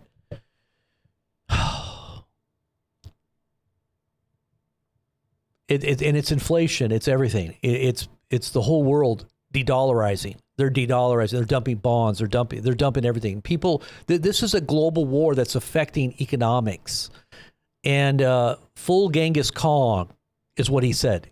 Trump is the guy that'll do it too. If you don't understand Trump's personality, Trump is going to go full Genghis Khan. He's going to go into that Alexander the Great mode, and he's going to start going after countries, gobbling up their resources, assimilating, or what we would call the spoils of war. Silver. I mean, I've always told people to get silver. I've always been an advocate of people buying silver. Now, wish we would have had some, but like I said, at this point, I'm just trusting the Lord in everything anyway. It's like those of you guys that did make wise investments, man, I'll tell you what, you did good with the silver at least. And I know gold went up hugely in the last year. So, but I would always tell people, don't do Bitcoin. Bitcoin is too much of a risk. It's too volatile. There's nothing really there. If the crap really does hit the fan, you don't have any kind of hard asset in your hand. Even gold certificates and silver certificates, you don't want to have that. You don't want that in your hand. No, you ain't going to get your gold or silver if anything hits the fan. There's no way you're going to possess your asset. You need to have it in your hand, in a safe or buried, what they call midnight gardening. You got to put it somewhere where nobody knows where it's at. And, you can access it and, translate it into actual funds or into, commodities if you need to trade or barter it. Because when everything does hit the fan, your money in currency Everybody's going to lose faith in the dollar. That's what they're preparing for, is a dead dollar. Okay, you're going to have, just like the Weimar Republic right after World War I, you're going to have a wheelbarrow full of dollars that are going to be worthless. You won't even be able to buy a loaf of bread. You know, a loaf of bread would cost you a couple $100 or something like that. You know, seriously, that's what happened. It could even be worse than that. Your money could turn to absolute nothing overnight. And we're seeing this with the spike of all these commodities and prices and everything, because we know that the world is de-dollarizing. They're dumping dollars. They're looking at places like China and Russia's dollars, and they're looking at gold-backed currencies, and you know they're seeing what's happening, and they're choosing sides, because this is what this is all about. This is about countries all around the world making choices about which side are you going to choose, because it's coming down to the wire here.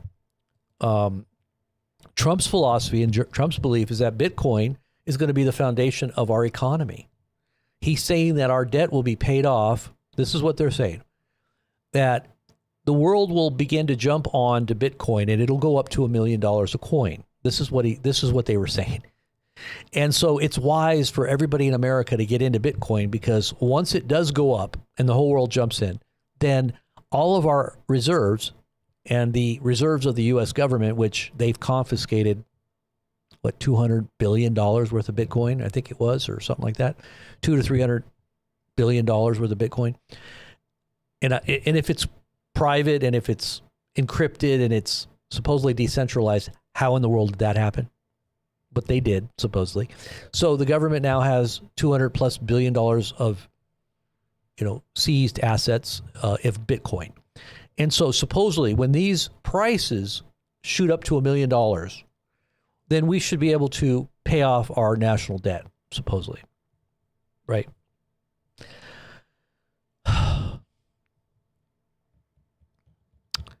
This to me is just another one of those get rich quick gimmicks. It's kind of like Trump's meme coin. You going to believe Trump's meme coin? You're going to put money into it?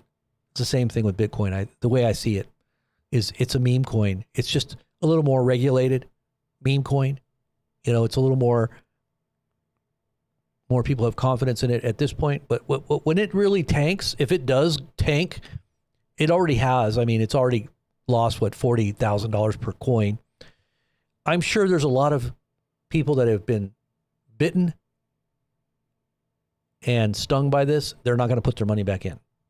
So they're going to have to find a whole bunch of new people or whatever to reinvest when it supposedly hits the bottom. How long until it hits the bottom? Is this the bottom? 90,000? Is that the bottom? Is it going to go up now to 200, 300,000 a coin? I mean, you're going to have to make a choice. You're going to have to make a big gamble if you're going to do that. Because really, if it does hit the fan and the whole world does go into global war, are you going to be able to pull out your Bitcoin? Is anybody going to want to buy your Bitcoin? Because it's just ethereal money. Like, it's just money that's just created out of the air. Like, there's no tangible benefit of it. Like, who even invented it? I'm just saying. But let's listen now. We'll see all of you has to say. Like, reducing waste and fraud can give us a longer runway, but it cannot ultimately pay off our national debt. So what do you think the solution is to the jobs that are going to be lost because of AI and robotics, the jobs due to automation, the jobs due to no longer do we need human beings to do these jobs because AI is doing them? Do you think it's going to be some sort of a universal basic income thing? Do you think there's going to be some other kind of solution that has to be implemented? Because a lot of people are going to be out of work, right? I think there will be actually a high demand for jobs, but not necessarily the same jobs. So, I mean, this process has been happening throughout modern history.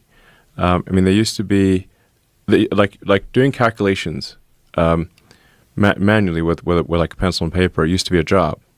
So they used to have like buildings full of people, cold computers, where the banks would all you do all day is you do calculations because they didn't have computers. They didn't have digital computers that people Abacus. do.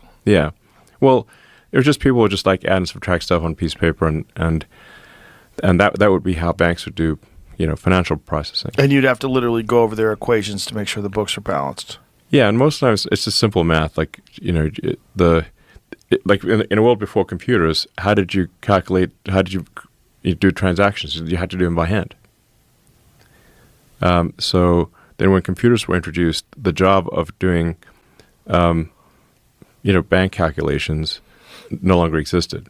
So people had to go do something else.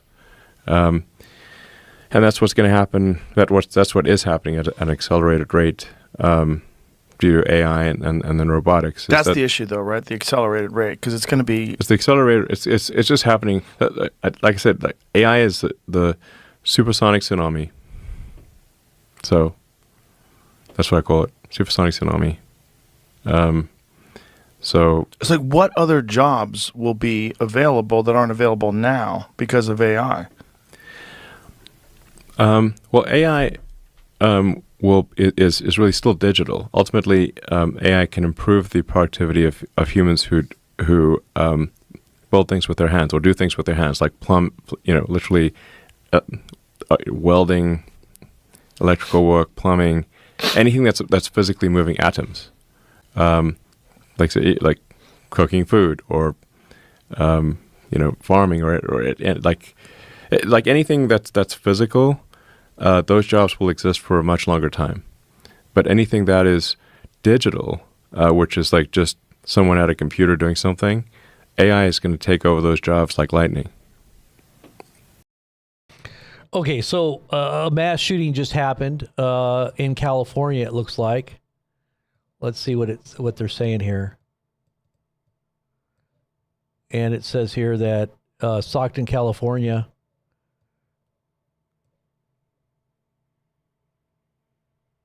it says a mass shooting reportedly took place in Stockton.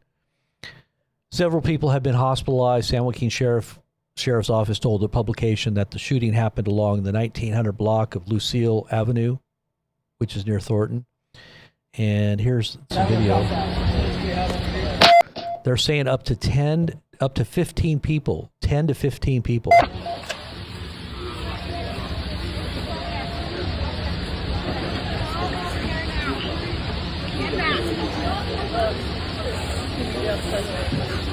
Are they okay? You're good to stand there, man. Just don't come past. Yes, sir. Yes, sir. Everybody okay? Yeah, I have two additional here for Hearst Lakers that we're going to transfer, and that'll be the end of the victims over here.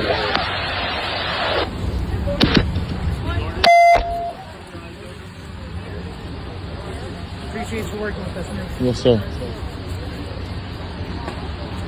Hey, back 11, can you transfer one? They're not sure where they're going yet.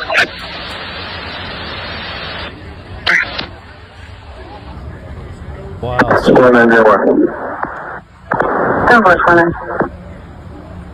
A lot of people, it looks like a lot of people, like over 10 people.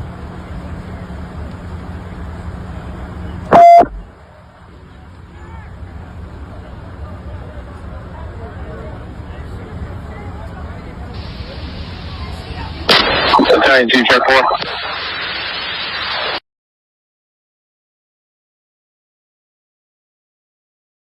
Here's some more video here. Let's see.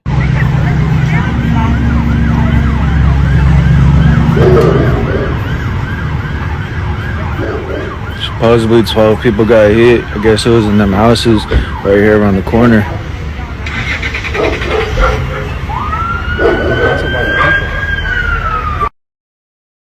That's a lot of people. It says, they said a 9-year-old, 12-year-old, 23-year-old were among the injured, and the 12-year-old was being given CPR. Jeez. So maybe Trump's going to invade California now, because when all those shootings took place in Chicago, there was like 5 people that were killed, and like 15 or something like were shot on that weekend. He said he was going to go in with the National Guard. The cities are so violent. some of these big cities, even all over California, any big city in California, you know, a lot of the big cities are very violent, especially when they got a large gang presence, lots of gangs. This is probably just gang activity, you know. I mean, just look at this. This is just another incident.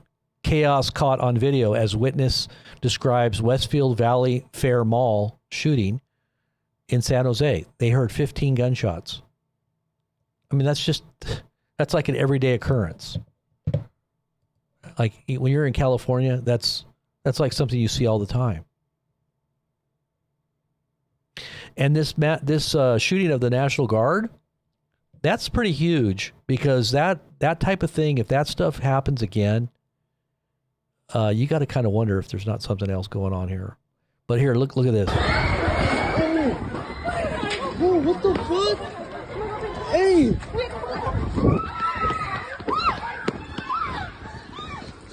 Bro, what the fuck? No way!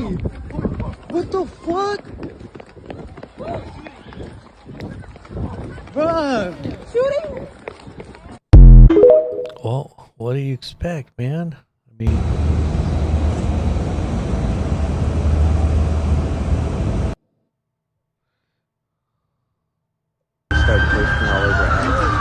Yeah. Oh yeah, we're not gonna be able to get out, guys. Yeah. No, because everyone's gonna be leaving. Luckily, we have some quesadillas. so this was just a shooting in a mall. Let's see, this happened today. Okay, so you got that one, and then you got this one. This is all just in California. So you're talking about over 10 people.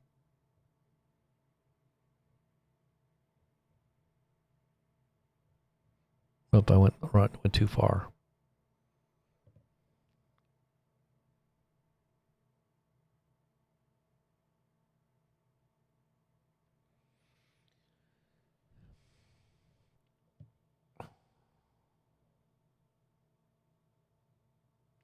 Yeah, so they say, damn, first it was the mall in San Jose, now Stockton. Like, what's going on? Gun violence needs to stop. See, this escalation, you're going to see this type of thing happening where it becomes huge news all over. It's going to be like everywhere. Like all the major cities, you're going to start seeing just escalation. And I don't know if it's going to be in any way connected to what's happening militarily, because we've got a lot of illegal who they are. We have no idea. You know, there's a lot of military, I believe, military type people that have come in over our border and are preparing for when all this really does hit the fan. That's what I think is going to happen. You're going to see stuff like this happening all over.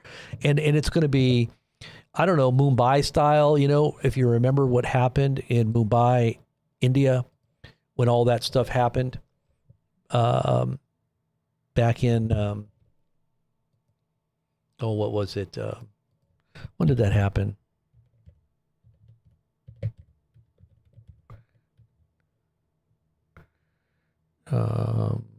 It was they basically took over hotels in a western part of the city. This was in 2008, and they basically commandeered all these hotels for like 3 or 4 days. I don't know. Maybe it was a week. They took over the Taj Mahal Palace. They took over Rio Trident Hotel. They basically went around. There were 10 gunmen that were heavily armed. I even believe they had like hand grenades and stuff. And they went around killing Jews and Americans. If they knew you were American or a Jew, they would just kill you. And so how many people? There were 175 people that were killed, including 9 of the attackers. But still, look at what just 10 people did. I mean, it was a military operation from the Indian government that took them, I don't know, I guess it was 4 days or so to get control of the situation. 20 security force personnel were killed. That would have probably been military type people. 26 foreign nationals. and 300 people were injured. So yeah, it lasted 60 hours.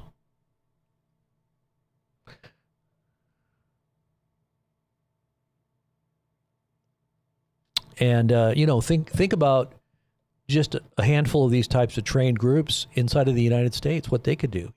I mean, that's what you call terrorism. That's what you would be expecting in a time of war. In a time of war, you could potentially see something like that happening here.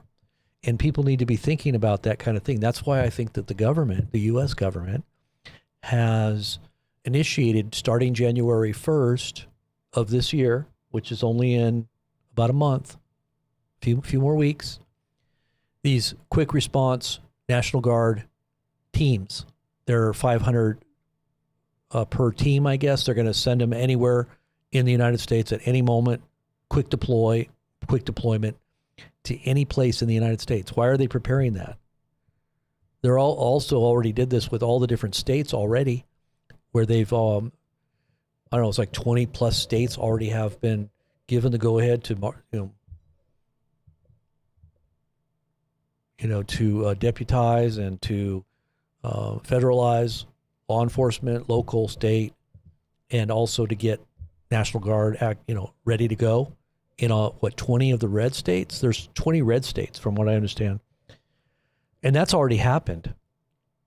All right, that's already taken place. But these quick response teams that the U.S. is getting prepared to launch, I think they're preparing for what they know is going to happen. What do you guys think about that? C. Petrie 776. Thank you very much. Thanks for helping out. Thank you. I love you too. We all love you here. BP, the Blazing Press. We call them the Blazers. For all you guys out here that are part of the channel, we call you the Blazers. The Blazers all are one accord, one heart, one mind, one spirit, one faith. Amen. We're all here to work together to get a message across to as many as are willing and are able, that are willing. I mean, if you're willing, you're able. I think that it doesn't matter what you may think your limitations are. If you're willing, you will have the power and the wisdom and that opens doors when you have faith. It gives you the ability to do, even if it's beyond your ability to think. We believe that God helps everybody who looks to him. So that's our message. In the midst of all the chaos of the world, we are pointing people to the eternal kingdom that is forever and ever. Amen. The eternal political kingdom that rules over all the nations of the world is ultimately preparing to launch an operation. It's called the end time tribulation. If you don't know anything about biblical eschatology, well, this is where I think we're at.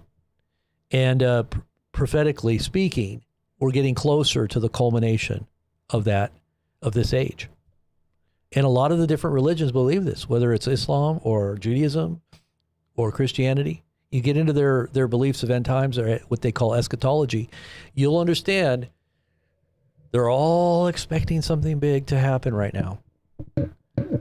And if your faith is strong and you're willing, God will use you. And really, just quickly, I'll give you one scripture that I think is very relevant. It says in 2 Chronicles chapter 16, verses 9, "For the eyes of the Lord roam throughout the earth, so that he may strongly support those whose heart is completely his." So just understand that God is there and he knows even if you're looking in the right direction. If he knows that you even have a little mustard seed of faith, that it's been given to you. Every man has been given a measure of faith. And that little bit of seed that you've been given, if you invest it, it will produce a harvest and you will have more seed. But you got to do something with what you got. If you don't invest it, you'll lose it. If you don't use it, you lose it. Okay, so invest what you have, that little bit. Exploit it, spend time meditating on it, give yourself to it wholly, prayerfully, act on it, and you'll start to see it grow. Take a little step into something that you might not be comfortable with. You know, sometimes it's getting out of your comfort zone and doing something that you're not used to doing. Getting involved in a fellowship, getting involved in a Bible study, getting involved with another person's conversation about, you know, the Bible itself, and being open. And don't just automatically shut somebody down because you've got some kind of reason that you think is logic. Because God's thoughts are not our thoughts and his ways are not our ways. It's the heavens are higher than the earth, right? I mean, they're sitting here talking about on Fox News today. Did you see today? Well, it wasn't today. It was just in the last few days. They're talking about aliens having bodies. Literally, the military general, a colonel, is on Fox News talking about how they have UAPs or UFOs. Actually, government has possession of them. And he's seen the pictures of the actual bodies. This is a military colonel talking about this on Fox News. I have it on it's not AI. This is legit. This guy's been testifying in Congress. If you can believe in that kind of stuff, well, then try taking a little peek into the Bible and start reading about real sources of where these aliens are coming from, okay? What they really are, because it is demonic. These aren't just little green men coming from another, you know, universe or another part of the universe visiting us. And he said they're both nefarious, and he said they've studied and they've looked into this, and the intelligence is saying that there are some reasons to doubt whether or not they're really here for the, you know, benevolent reason. Maybe they're here nefarious. Yeah, they're demons. That's what demons do. And yeah, so interdimensional. Yeah, you can say that. All the underwater submersible objects, they call them USOs. Those are all going on and up and down the East Coast. They're seeing these all over the place. Green glowing orbs underneath the ocean going like 100, 200 miles an hour. They can't even keep up with them. They don't even know what they are. What are they? And then they'll just dive into the ocean without even like a splash or something. They say they're just totally, completely contradicting the laws of physics. So if this is irrational observations from people that are actually very learned and that are objective, and they're seeing these types of things, then obviously it's contradicting the laws of reason and physics. What I'm saying to you should not be questioned in the sense of your limiting and rejecting. You should be wondering, like, maybe there's something that we've missed here. Maybe there's a dimension or a level of understanding that God could actually be in that we missed. You know, they say this about the ocean and about parts of the globe that we haven't even explored. Like, there's huge, vast areas of underground ocean that we don't even know what's there. And there could potentially be things there that we don't even know about, right? Whether it's undiscovered creatures or, you know, life that is legit, or, and I'm just using that as an analogy that, you know, what we see is the heavens. When God says, my thoughts are not your thoughts, neither are my ways your ways, as the heavens are higher than the earth, he's giving you an estimation of the thought process that we have as opposed to how the God thinks. So we have to have our minds and our hearts opened. And if we don't look to him in faith, then there's no way that happens. That doesn't happen. You're not drawn to God. The Bible says, no one can come to the Son except the Father draws him. And the Spirit of truth will lead you into all truth. And not just a portion of the truth, but the full truth, right? The whole truth, all truth. And when you abide in me, Jesus said, and my words abide in you, then you will ask what you will, and you will bear much fruit. And your fruit will remain. It will be eternal. It's not going to be just an earthly treasure. It's going to be an eternal treasure, right? So this is what we're looking for, is an eternal truth. Donald Trump promised an eternal peace recently. He said he's going to bring eternal peace. He said it a few times. He also said that he was going to stop the end of the world from taking place in the Middle East. He said he would not let it happen. He said it on 2 different occasions. He said the prophets have stated that the end of the world will take place in the Middle East. And then he said on another program, I will not let that happen. I will not let he said it twice to emphasize that he would not let it happen. The end of the world will not happen, according to Trump. He's going to bring eternal peace. So he fits with the end time scenario the Bible speaks about, where this personage or this government or this technology begins to affect the whole planet to the point where it's calls for peace and security. What do we hear all the time now? Peace and security, peace and security. Eternal peace, eternal peace. He's the man of peace. He's the global master of peace. He's going to be the arbiter of the board of peace. He is the board member. He is the chairman of the board of peace. He's going to oversee the peace process in the Middle East. He's going to they're literally sending in drones into Gaza, Reaper drones, to watch over the process so that supposedly, this is what they said, but they're building this whole area out for a reason. And this is all in preparation for bringing all the nations there. I think that's exactly what we're seeing happen with Trump. And he's the Trump. It's a biblical name even. A little horn. The Trump is a horn, right? And it says the little horn or the Trump makes great boasts. Who do you know that makes greater boast than Trump? And it has to be an Assyrian, right? Whoever's this person that does this great boasting is Assyrian. Who's the Assyrians? Well, the Assyrians migrated to Germany. So this person would have to have lineage that goes back to Germany. It fits. I mean, that's historic. That's historic facts. Those are not, Robert made up facts. This is not conspiracy theory. So all I'm saying to you is that little bit of faith will open the door. It's a key.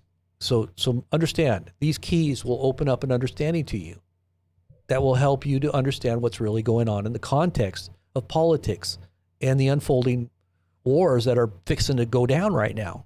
Everybody's wondering what it means. Well, the answers are right there in the book. But anyways, Bavarian Trump. I think Elon is a robot.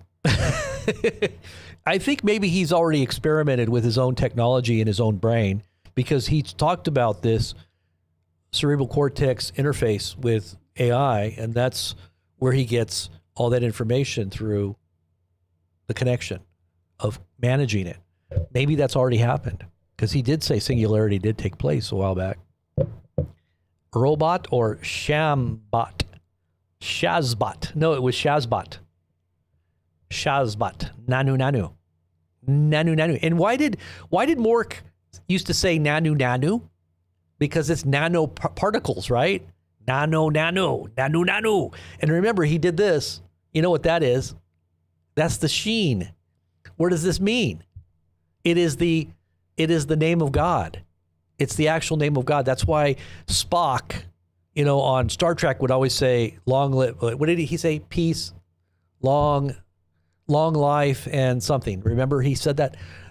Spock is a Jew, and he talked about how he tried to push this sign during the making of Star Trek because it was a sign of peace and prosperity for the Jewish people. It was a sign of I think it's the name of God or something, right? That's the sign of the name of God.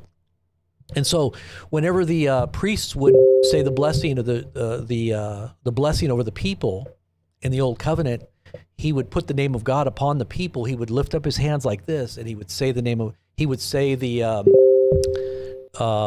Lord bless you, the Lord keep you, the Lord make his face shine upon you, the Lord be gracious to you and give you shalom, peace. Okay, that's what he would do, is he would put these, I think they call it the sheen. Let me see.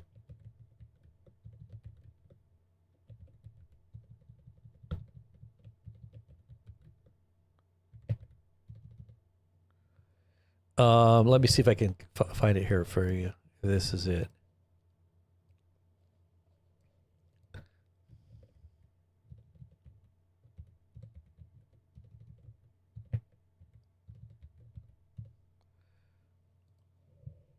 Yeah. Okay. So, yeah, live long and prosper. That was live long and prosper. It meant live long and prosper.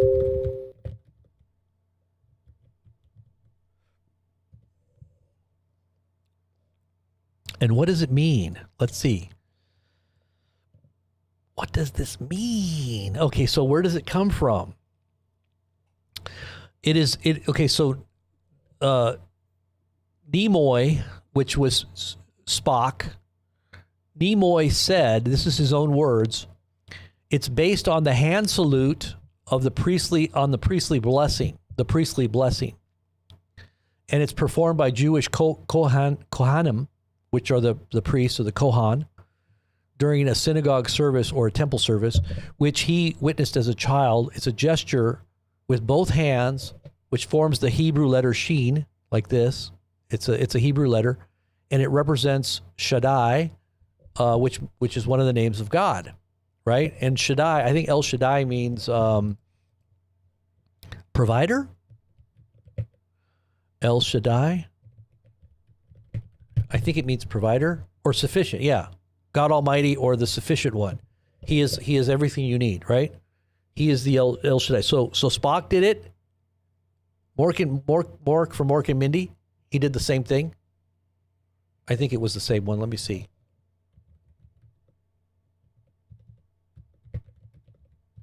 I'm pretty sure it was the same sign. Yeah, it was the same one. Well, yeah, it was. Nanu technology. And you know where a lot of this technology comes from? Tell me where it's developed. Can anybody tell me where this headquarters of cybersecurity technology and nanotechnology and all this stuff that they did in 2020, remember, with all this technology? What was the first country to vaccinate their whole society?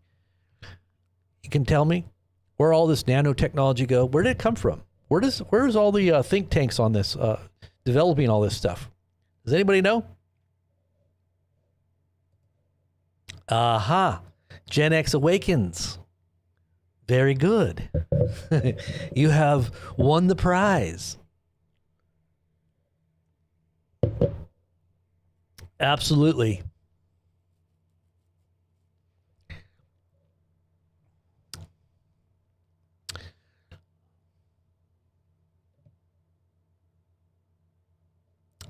Good to see you, St. Francis. Amen.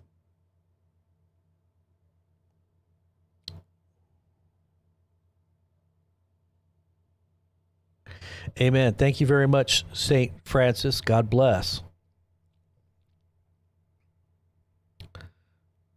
Israel. It's very interesting. I've done a lot of study of history and biblical history, and even our history. Now, maybe I'm not a scholar or anything, but I've done enough study to know, to have a general, I think a pretty general idea of what's going on and how it relates to what's happening historically here.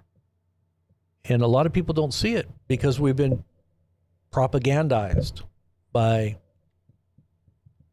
national kind of, nationalism or capitalism or communism or socialism. Or some other weird, aberrant belief system that's, you would say is a cult. What does that mean? What does a cult mean? I guess anything can be a cult if you're really an adherent and you're all of a hive mind. But when you're talking about God, you're talking about the influence of the Spirit of God upon a people. They're animated with the very presence of the Creator, right? And so anything you have that's a counterfeit of that, you would say, from the definition that you would have from the biblical point of view, would be idolatrous. Anything that's outside of a true understanding of the Almighty Creator is idolatrous. Now, there's mixtures in everything.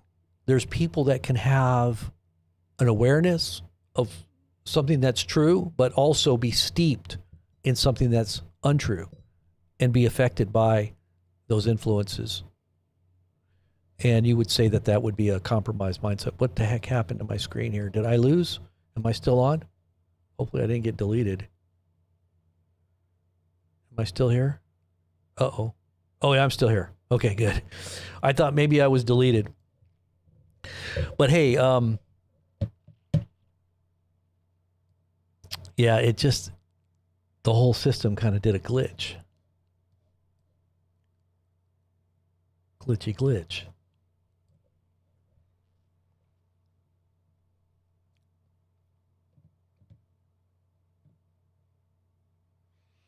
Now, we do Bible studies regularly. If you're a part of our channel, we're developing our church environment online as well. But I do regular teachings, meditations, prayer gathering on the BP Ministries channel. If you don't know where the BP Ministries channel, just do a search, BP Ministries. You can become a part of that so that you know when we go live, you can listen. There's a lot of archives there. You can go back and research some of the teachings. We get into different topics, but we want to start doing that and developing kind of a more uniform platform and environment through the Remnant Rising Church. So that's now coming online with the app. So if you're a part of the app, you'll get information for that as well, not to mention just our BP Ministries or our BP channel that is the news. So this is the news channel. You thought you were coming to watch the news and you ended up finding a church. Well, you know, it's just our worldview is definitely influencing our coverage of the news. So that's one thing about BP News is you're going to find is we will tell you all the stuff that's going on, and we will give you the lowdown in real time of what's happening. But you might find a little witness in there or two. You might find, you know, a little sermon embedded, and that's okay. Everybody needs to hear a good message of truth, especially when there's a lot of fear and a lot of worry about what's coming. Maybe they're not understanding of what's really happening. I'm definitely going to say something. I'm not going to sit back and watch. You know, I'm going to get involved. You know, I'm going to get involved. I'm not going to sit back and watch. I'm going to make sure everybody has a perspective that might help if they're questioning. Because I know there's a lot of people questioning. I know there's a lot of people out there that got it all figured out too. They don't want to hear it. You know, you might be one of those people that doesn't want to hear it. And you're saying, I already got it figured out. I don't need to hear your perspective. Well, be a little sensitive. Maybe you might have something that you can share with me, straighten me out, right? I might open up the phone lines and you can call in and tell me where I got it wrong. Okay. And I'll listen. I'll listen to what you have to say. Cheyenne, I've been chatting an hour longer and I'm blocked from other channel. Really? You got blocked from another channel? I have no idea how. It's probably YouTube. YouTube does really crazy things. I was telling you guys I was trying to comment on other channels and I couldn't even comment. I don't even know why. It just, my channel doesn't allow. I try to comment on other feeds and it just doesn't even allow me to. It's just YouTube. YouTube's changing a lot all the time. They shadow ban people. They ban people for who knows why. You received emergency alert. Oh, that's good. That's good to know.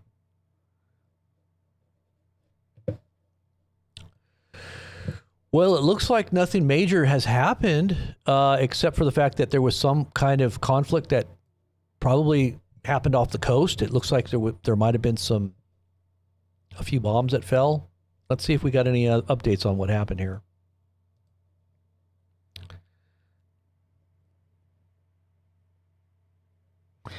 Let's see if we can find anything else.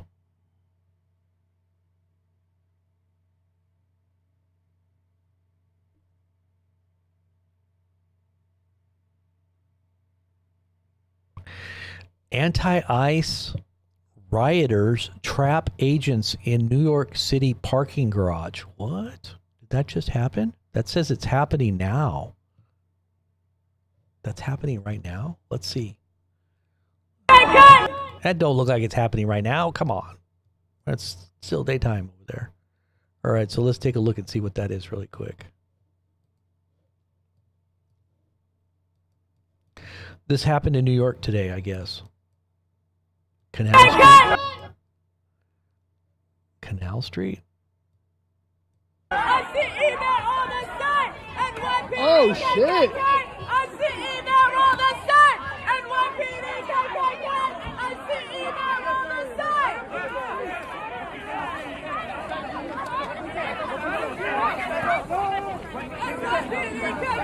Guys, get off the street.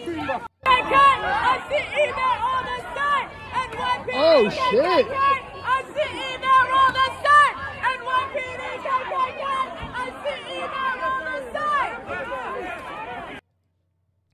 See, this type of stuff's going to continue to get more and more intense, and there's going to be something that's going to come out of this too. This is another problem that they're dealing with as well. Okay, here's some more.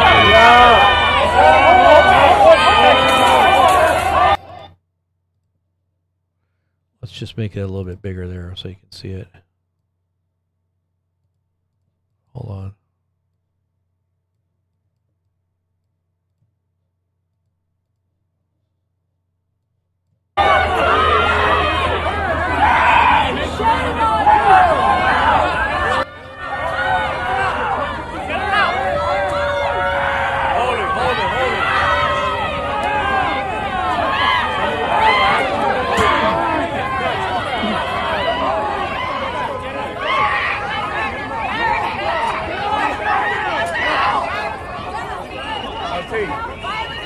Crazy.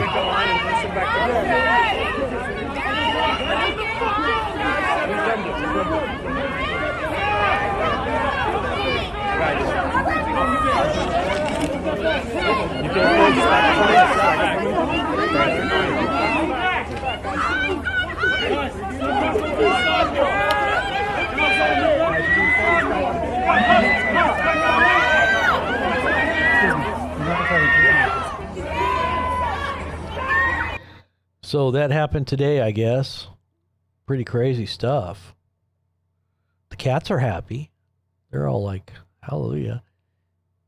That was not a good comment. That was probably, but that's stuff that Trump would say, you know.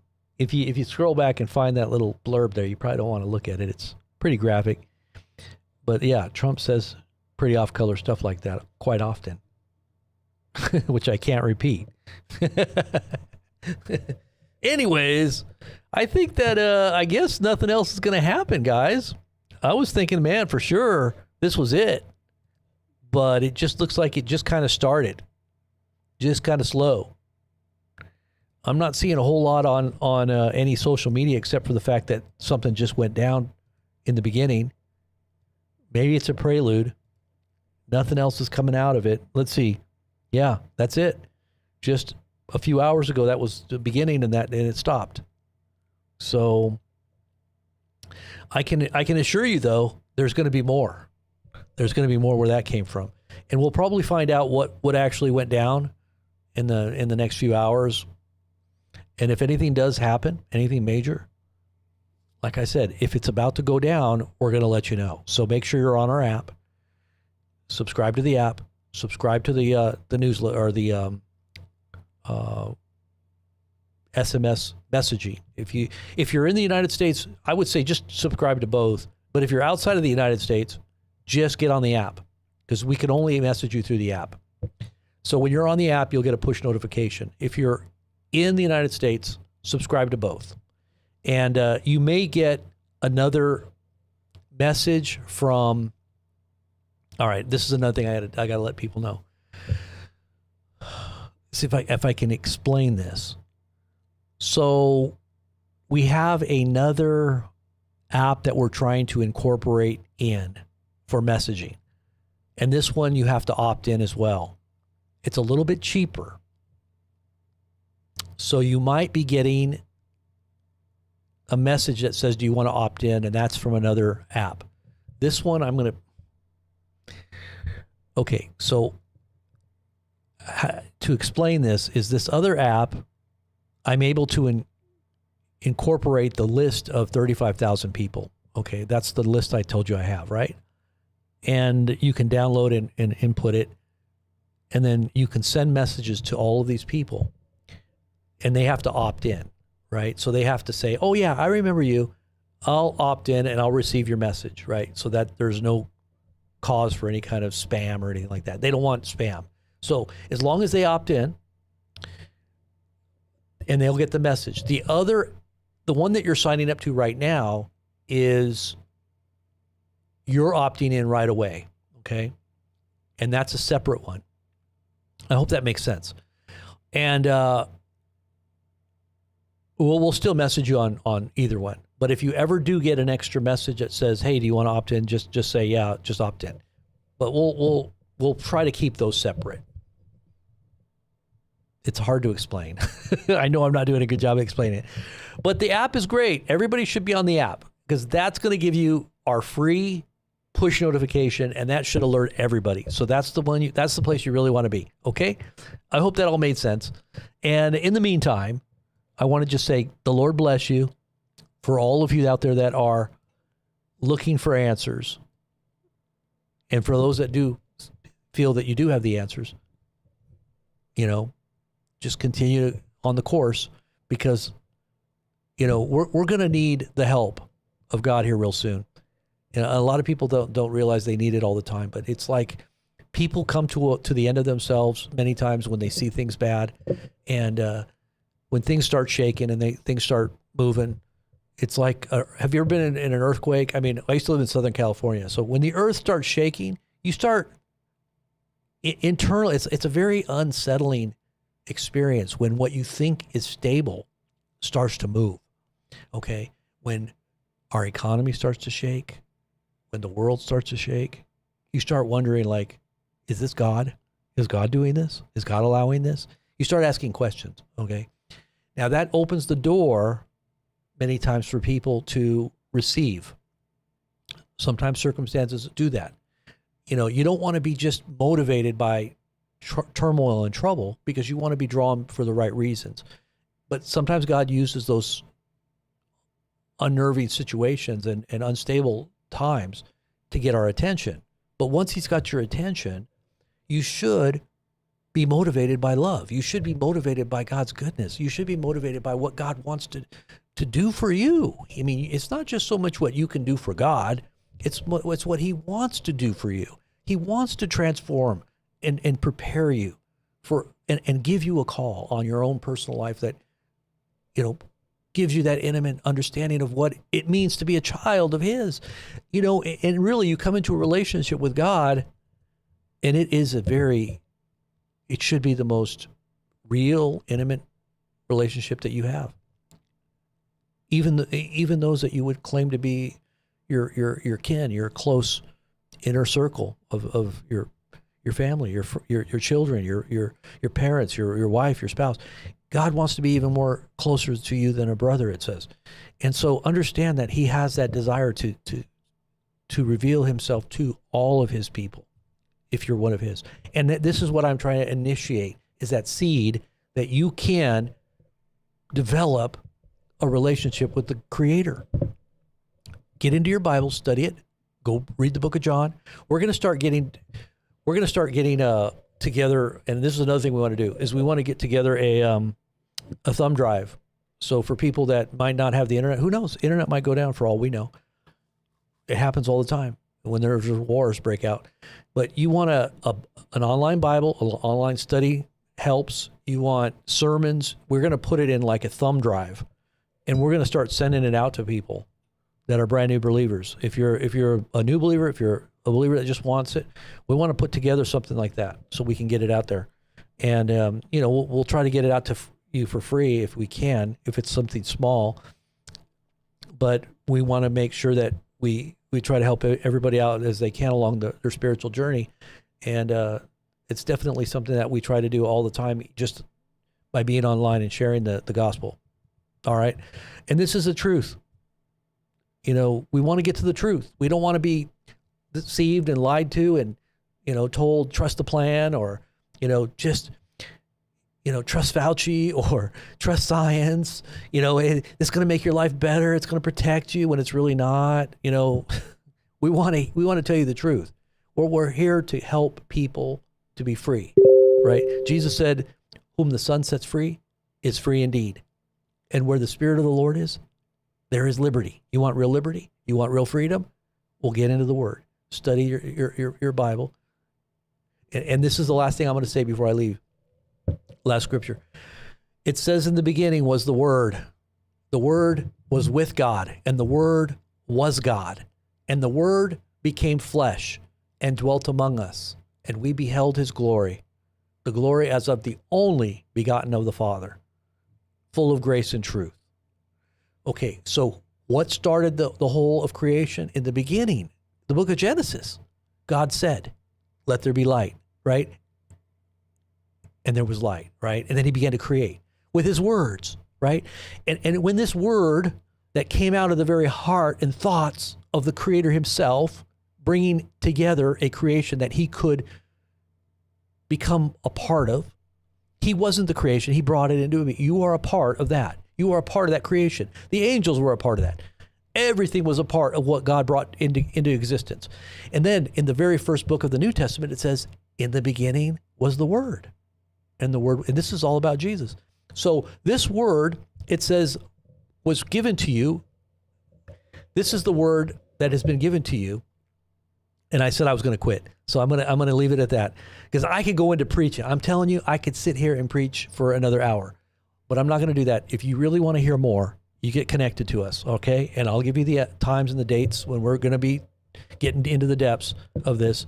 And if you want to hear it, go over to our BP Ministries channel and start listening to the archives. I'll get more into this later, okay? And we'll start having a regimented list of things that we're going to go through. Okay, and we'll have questions, answers. If you want to get in on and do a question answer period, we'll do that as well. All right, so we'll be setting all that up here real soon. God bless. Time is short. Let's get moving. Let's start working and praying and seeing God do a major move. Okay, because this is where we want to do it, right here in this space right here, because this is where God is right now. All right, God bless. We got to show off the AI. We got to show the AI what true intelligence is. Okay. We're going to do it right here. And the AI is not going to know what to think. It's going to be like, blue, blue, blue. It's going to blow up. Starts hearing what's going on. God bless you. All right, we'll talk to you soon.